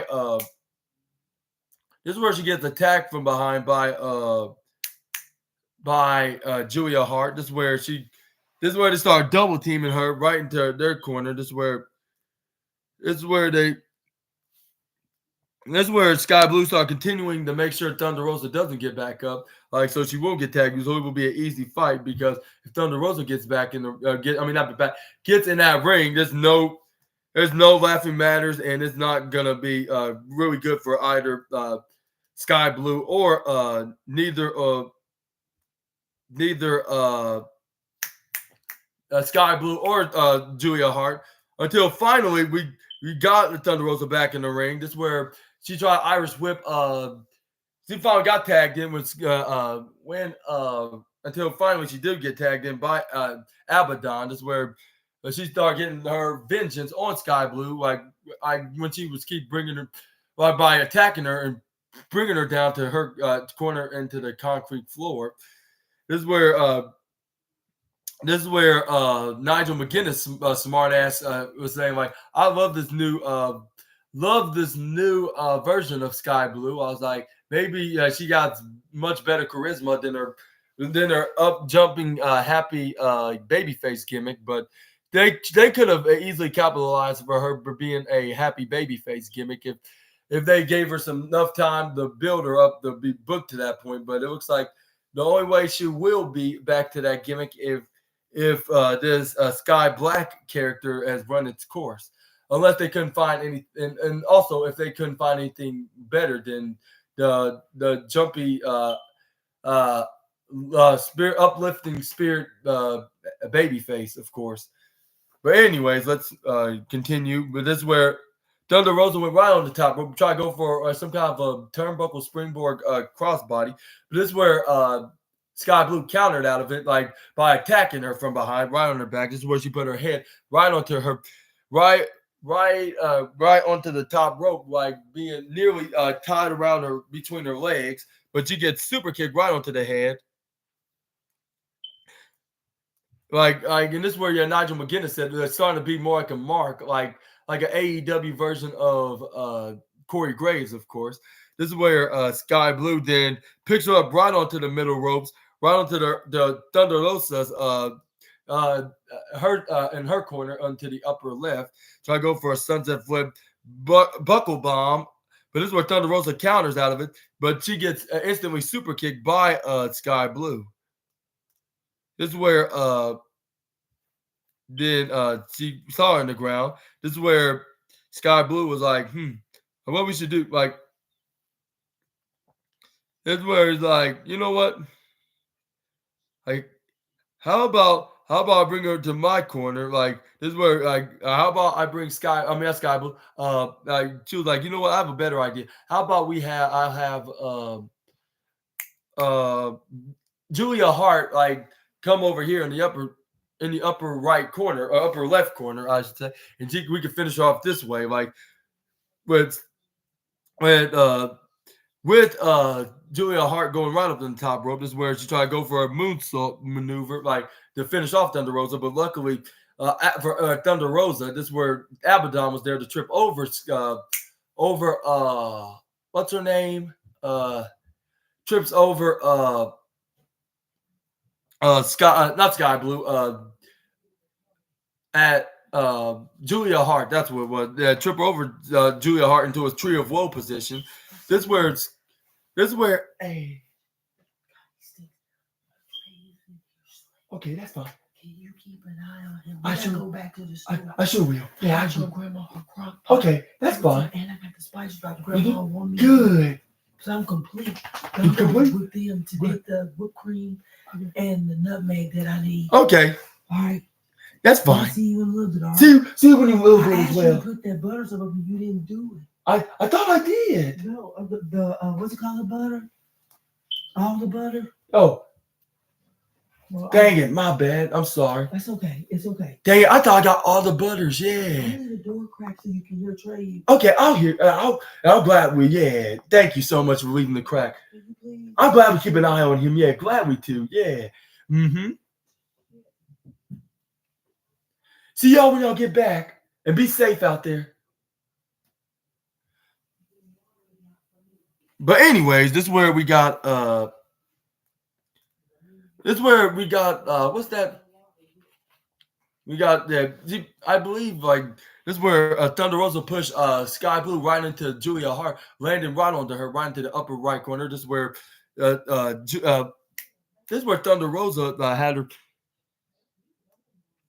That's where she did this with her lips, like, and then puncture it right into the backside of Sky Blue, and then for obvious reason, this is where she hits a Thunder Driver right onto Sky Blue and got the 1-2-3 and defeat the new alliance between Sky Blue and the reigning defending TBS Women's Champion Julia Hart, and this is where. And then this is where Thunder Rosa and Abaddon were raised by Aubrey Edwards. Like, even though it looks like they couldn't coexist like about a year ago, but now things have changed. And I think like Abaddon is kind of a baby face, so this made it work. Like, they agreed they have a common enemy, like in this current date in AEW right now, at least in AEW Collision side of things. And it is very great to see a Thunder Rosa back and see her back in action and in a the third most very entertaining match in AEW Collision in general, like of tonight's AEW event, like of Saturday night, of course. And what's your thoughts on about Abaddon and Thunder Rosa winning this match? Do you think it was needed? Which I believe it was. And also for the fact that they needed to get some retribution on him for Julia Hart starting this feud with her harassing Abaddon. And I believe the way they made it clear that Sky Blue is now officially teaming with Julia Hart was a bit too lazy, like booking. Like, no offense, no disrespect for the creative team in AEW. Whoever thought of having Sky Blue join her like at this time and not sooner or later on down the line, like and continue the story with Chris Statlander and Willow Nightingale, which I believe they can easily finish that story, like with Sky Blue saying like. Will be like I'm no longer that nice and sweet girl that's genuinely sweet to those that actually gives a damn about me or not. Well, we're still gonna have that, no doubt about it. But it's the way they should have waited until at least when like Abaddon had a title opportunity against Julia Hart. But no matter, we can still do the Julia Hart versus Abaddon for the TBS Championship, and do a story between Julia Hart and Sky Blue against Chris Statlander and Willow Nightingale. We're just gonna have to wait and see what's gonna be next for these women in this division in All Elite Wrestling. But yeah, this is where we got a handshake with Thunder Rosa and Abaddon. And then this is where Thunder Rosa did her did her Wolverine kind of the hand style, like and then this is where Abaddon did her pose like is the molded green zombie with molded green hair, which it used to be green period blood. Hopefully that's not hopefully that's not inappropriate for me to say that even on here. But yeah, we got them like celebrating and like when they were hanging off the middle ropes, like on the bottom corner ropes, into the camera, into the television camera, I should say, when the main television camera, I should say, like right on there. So like like yeah, we're victorious. Like in that World's End, we will see Abaddon taking on Julia Hart, and yeah, like because she will have that match. Like and that's still not too late. Like, but what's your thoughts on that? Who's gonna win? Which y'all already would guess that it's gonna be will be Julia Hart for two reasons. Because one, she just won the championship like not even a month ago, or a little bit over a month ago, and two, it's the go home show or not the go home show. It's like right before the go home show, and you already know the statistic. Like if someone gets the upper hand right before the show, like even though it's not exactly the go home show, at least not just yet until like next Friday, like on the next edition of AEW Collision. But yeah, that's something. That's something that we got thinking about. Like right before the pay-per-view, they're usually going to lose, so it's going to be guaranteed on top of that. But well, let me know who's going to win the AEW the AEW TBS Championship in the comments down below. Without further ado, we're going to continue. We're going to move on to the next slide, which is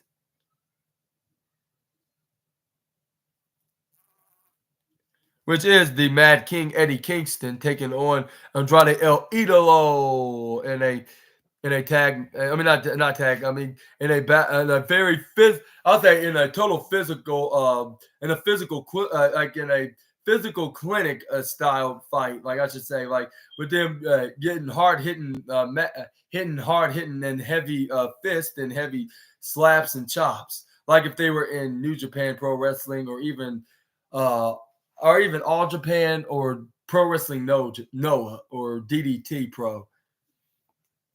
But anyways, this is where they started hitting back and forth onto the 8, into this 8 in this main event on AEW Collision, because this is round 3. I forgot to give it the specials presentation, and that is the final match of the 5th round, which is the third match of the 5th round of the Continental Classic from the Blue Leagues. Who's gonna end this? Like with who's gonna end this match, and who's going to face Bryan Danielson at the finals next week, like the night before AEW. The night before AEW. AEW World's End, like the day before, like which is gonna be on Friday once again, which I'm predicting that's gonna be the case. But yeah, let me know in the comments below on what's your thoughts on that. But this is where we got Eddie Kingston in the ring. This is where he finally got the upper hand after Andrade tried to go for a sleeper or a headlock. This is where Eddie Kingston had did a shoulder squeeze and submission maneuver until not Tony Khan, Andrade El Idolo started hitting elbows right into the midsection of Eddie Kingston, and he hit an arm drag right onto him, right in the middle of the ground. This is where he hit the dragon screw right onto his legs. This is where Eddie Kingston got back up. This is where he tried to go for a striking clothesline right onto Andrade El Idolo. This is where Andrade hits a thunderous forearm right onto the face of the Mad King. This is where he hits him face first right onto the. This is where he hits the face first right onto the bottom right corner of Tina the Turnbuckle. This is where he started repeatedly hitting his face right onto that structure. This is where he started hitting stomps right onto the midsection right of the Mad King. This is where he tried to go for a pinfall. This is where I try to go for a pinfall, but this is where the referee counted 1, counted 2, but he got a with a 2.9. This is where Andrade's like, man, like how he kicked out of that. This is where he picks up Eddie Kingston. This is where he tried to go for the Three Amigos, which usually that move's not a guaranteed when it comes to the third attempt, because he went for a third Amigo, and then this is where he tried to go for a second one. He got those 2 successful, but this is where he tried to go for a second time, especially after he started doing a homage paying tribute to the Latino Heat of doing with the shoulders and start doing that with his arms, like get ready to go for a third suplex. This is where Eddie Kingston, but this is where Andrade El Idolo finally got finally hit a suplex that was guaranteed that was going to be a 3 striking hit of a 3 Amigo in a row, like onto the Mad King. This is where he tried to go for a pin on Eddie Kingston. Excuse me. This is where Eddie Kingston kicks out at 2.9999999, double triple 90.1 away from being 3. This is where Eddie Guerrero went right on the top, tried to go for a tribute paying frog splash right onto the Mad King. This is where Eddie Kingston got right back up. He hits a Insigiri kick like out right on top, right on picture and 5 feet in the air. I'm getting the right foot up, which I believe that's, or I would say he got the right foot up, like, but he got support on his left foot, like on the left leg, like, which that was hurting his well, that was hurting the most, and I believe that's the messed up leg, I should say, and the one that Andrade was targeting during the match. But anyways, this is where Eddie Kingston put him right into the lower right corner, started hitting repeated knife edge chops right onto the chest of onto Andrade El Idolo, like repeatedly, like setting a new score record of being on Gunther's MV list, which I'm not sure how much he's on, like, but he's been hitting like if he just scored and won the lottery or won the jackpot onto the slot machine. But this is where he hits him with a suplex right onto the middle of in the ring. And this is where Andrade kicks out at 2.9999999, double triple 9 into this match. Like, this is where Eddie Kingston was like, come on, this is my chance of staying alive and being the and going in the semifinals and even the finals is still the Ring of Honor World Champion and New Japan Strong Openweight Championship, which the championship be put on the line to make it a triple crown to the AEW Continental Championship. But this is where Andrade kicks out. This is where he counters, intercepts him. This is where he I believe what move he hit onto Eddie Kingston. It was no, I think we were trying to go on the top, and he knocked him off the top. This is where he tried to go for a suplex, but he does a double back flip moonsault right on the Eddie Kingston. This is where he tried to go for a pin, but he only got a 1-2, which is 999, double triple 9s, like 0.1 away from being 3. Like this is where Andrade is like, how did he kick out? Like, even though that don't always guarantee me a victory, but how did Eddie Kingston kicked out? Like, I hit him so hard, it hit him so hard to the point like I can make anybody in the wrestling business absolutely jealous and envious of me. That's where Andrade was like, okay, like it looks like desperate times comes with desperate measures. This is where it's like, or maybe not, because like I got my finishing maneuver that I was yet to do on Eddie Kingston, which was the hammerlock DDT. But this is where Eddie Kingston pushed him right onto the upper left corner of the turnbuckle. This is where he started repeatedly doing that back, repeatedly right to his back, right onto the turnbuckle. This is where Eddie Kingston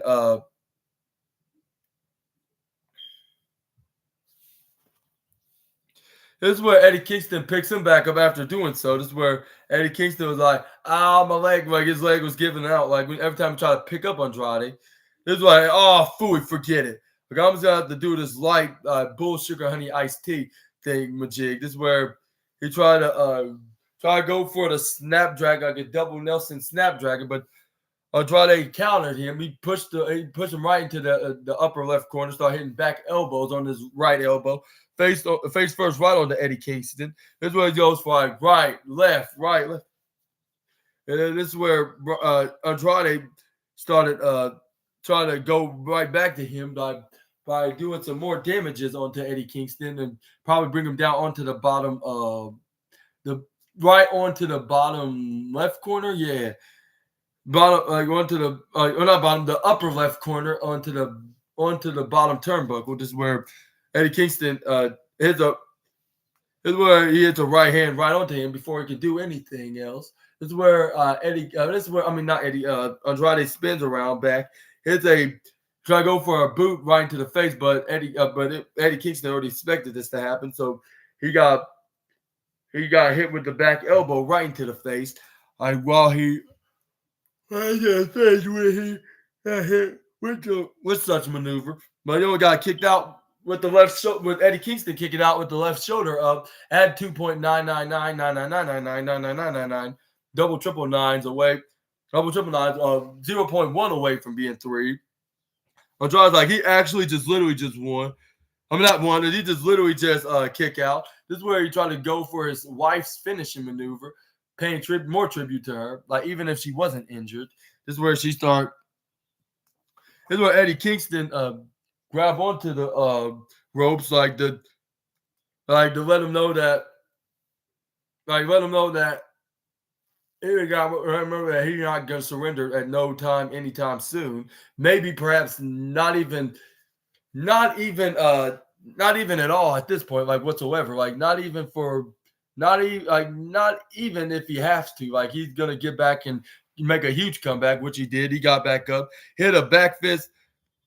That's where he hit the back fist right onto Andrade, like not once, but not twice. But not once, not twice, but a third time, because it was a charm, because he did it 3 times in a row. And that usually works without any good luck charms or any kind of 4-leaf clovers of any sort. This is where Eddie Kingston hits that spinning brainbuster maneuver right onto Andrade El Idolo to earn himself a spot on the second spot of the Continental Classic semifinals with a 1-2-3. And he's going to meet Bryan Danielson this coming Friday, I believe, a Collision. Eddie Kingston took off his suspender straps off, and this is where he let Bryan Danielson know, like when he came into the ring, this is where Bryan Danielson came in, like after Eddie Kingston scored his 3 more points, I should say.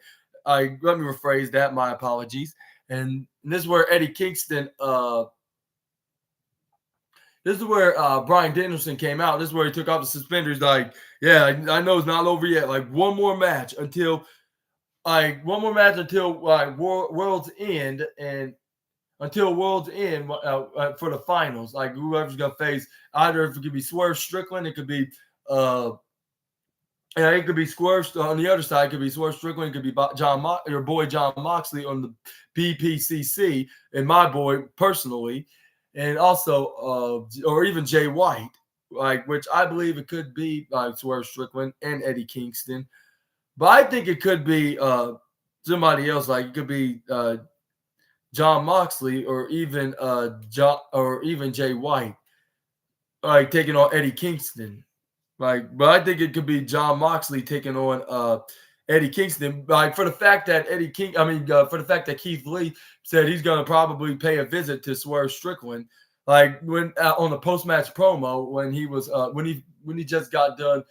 With his match against Brian Cage, like when he defeated Brian Cage into that match, which he's getting ready to finish this storyline rivalry with the former AEW Tag Team Championships. And what's your thoughts on this? Let me know in the comments down below. I think Keith Lee's finally going to get his revenge, and that's where Swerve Strickland will still be on his way of becoming a future main event star. And even for Keith Lee defeating him, I don't think this is going to kill any credibility that he's gaining in his in momentum as well, and in his time here at AEW. But yeah, we're gonna see who's gonna be the semifinalist and make it to the finals, and they're gonna face each other at AEW World's End. Which, like I said before, and I'll say it again, I am going to order the pay-per-view, whether if it be from Bleacher Report or any other pay-per-view sites, or even what's that called? What's that? The Zone, yeah, the Zone. What if it's the Zone or Bleacher Report? I will gladly order the pay-per-view, or even Fight TV. If it's on Fight TV, I'll probably get it on there as well. But until I know what's exactly what's going to be the updates on my reviews, like this will be my last ever weekly televised review of anything pro wrestling from WWE or AEW. More like an and rather than an or. But anyways, but yeah, let me know what y'all think in the comments down below. And this is your latest episode of AEW Collision, part 19. This is the episode 193. I've been your host, Super Ninja Austin. I hope you guys enjoyed this. And if you did, please leave a big thumbs up, comment down below, subscribe, click the bell notification so you can be the first one to know when I upload my latest videos. And make sure to check out more of my videos for what I made from the past 4 months in my content. Like I started since was it August 13th, I believe. August 13th, 2023. And it was the first, all I know is it was the first, it was my first review was a Monday Night Raw, which was the second week of August, I'll say. But yeah, let me know what y'all think. Let me know. Correct me if I'm wrong in the comments down below, and give me the actual date and specific date, like on on my review on Raw. Like, yeah, let me know in the comments below overall. But also, yeah. What do you think? What you thought about this video? What's your thoughts? And what do you think? What's next for for everything on AEW and WWE as we can see going forward for 2024, like on the road to the new year, and for Royal Rumble and also Revolution, Double or Nothing, WrestleMania, any kind of other wrestling events that's going to happen in AEW and WWE in the foreseeable future in 2024, like Bash in Berlin in 2000. I mean, like Bash in Berlin and Berlin, Germany, and WWE side of things in August, and part 2 of All In, AEW's version of All In 2024, part 2 in Wembley Stadium once again. And who thinks which pay-per-view thinks what pay-per-view do you think is going to be the most better one in August of 2024 in the war of WWE and AEW when it comes to the better pay-per-view in August of 2024? Let me know in the comments down below also on that. And also, hopefully I could do AEW All In. I'm definitely doing Bash in Berlin, like in 2024. Just wait and see. Like wherever I'm at, whatever I'm doing, I'm going to do it. Whether if it's the same day or even the day after, I'm going to do a review. Hopefully it gets better and better by that time. But anyway, in the meantime, just bear what I have to give to you guys. No, I'm just kidding. But anyways, yeah, let me know in the comments below what your thoughts on that. And also, make sure to check out tomorrow night while I make my Christmas Eve edition of the Wrestling News, where I'll be talking about the wildest wrestling news stories and rumors that you SNA fans need to know from the Wrestle Talk article, I believe. Yeah, Wrestle Talk. And Wrestle Talk, Wrestle Zone. Yeah, Wrestle Zone. My apologies. Sorry about that blooper. Make sure to check out Wrestle Zone. We'll be on the Wrestle Zone article on December 24th, Christmas Eve, 2023. And I'll see you guys there. And hopefully y'all have a great Saturday night. And I'll see you all tomorrow afternoon. Until we meet again, Super Ninja Austin. The Assassin is out. Bye-bye, my SNA fans. I'll see you guys tomorrow. And Merry Christmas and Happy Holidays.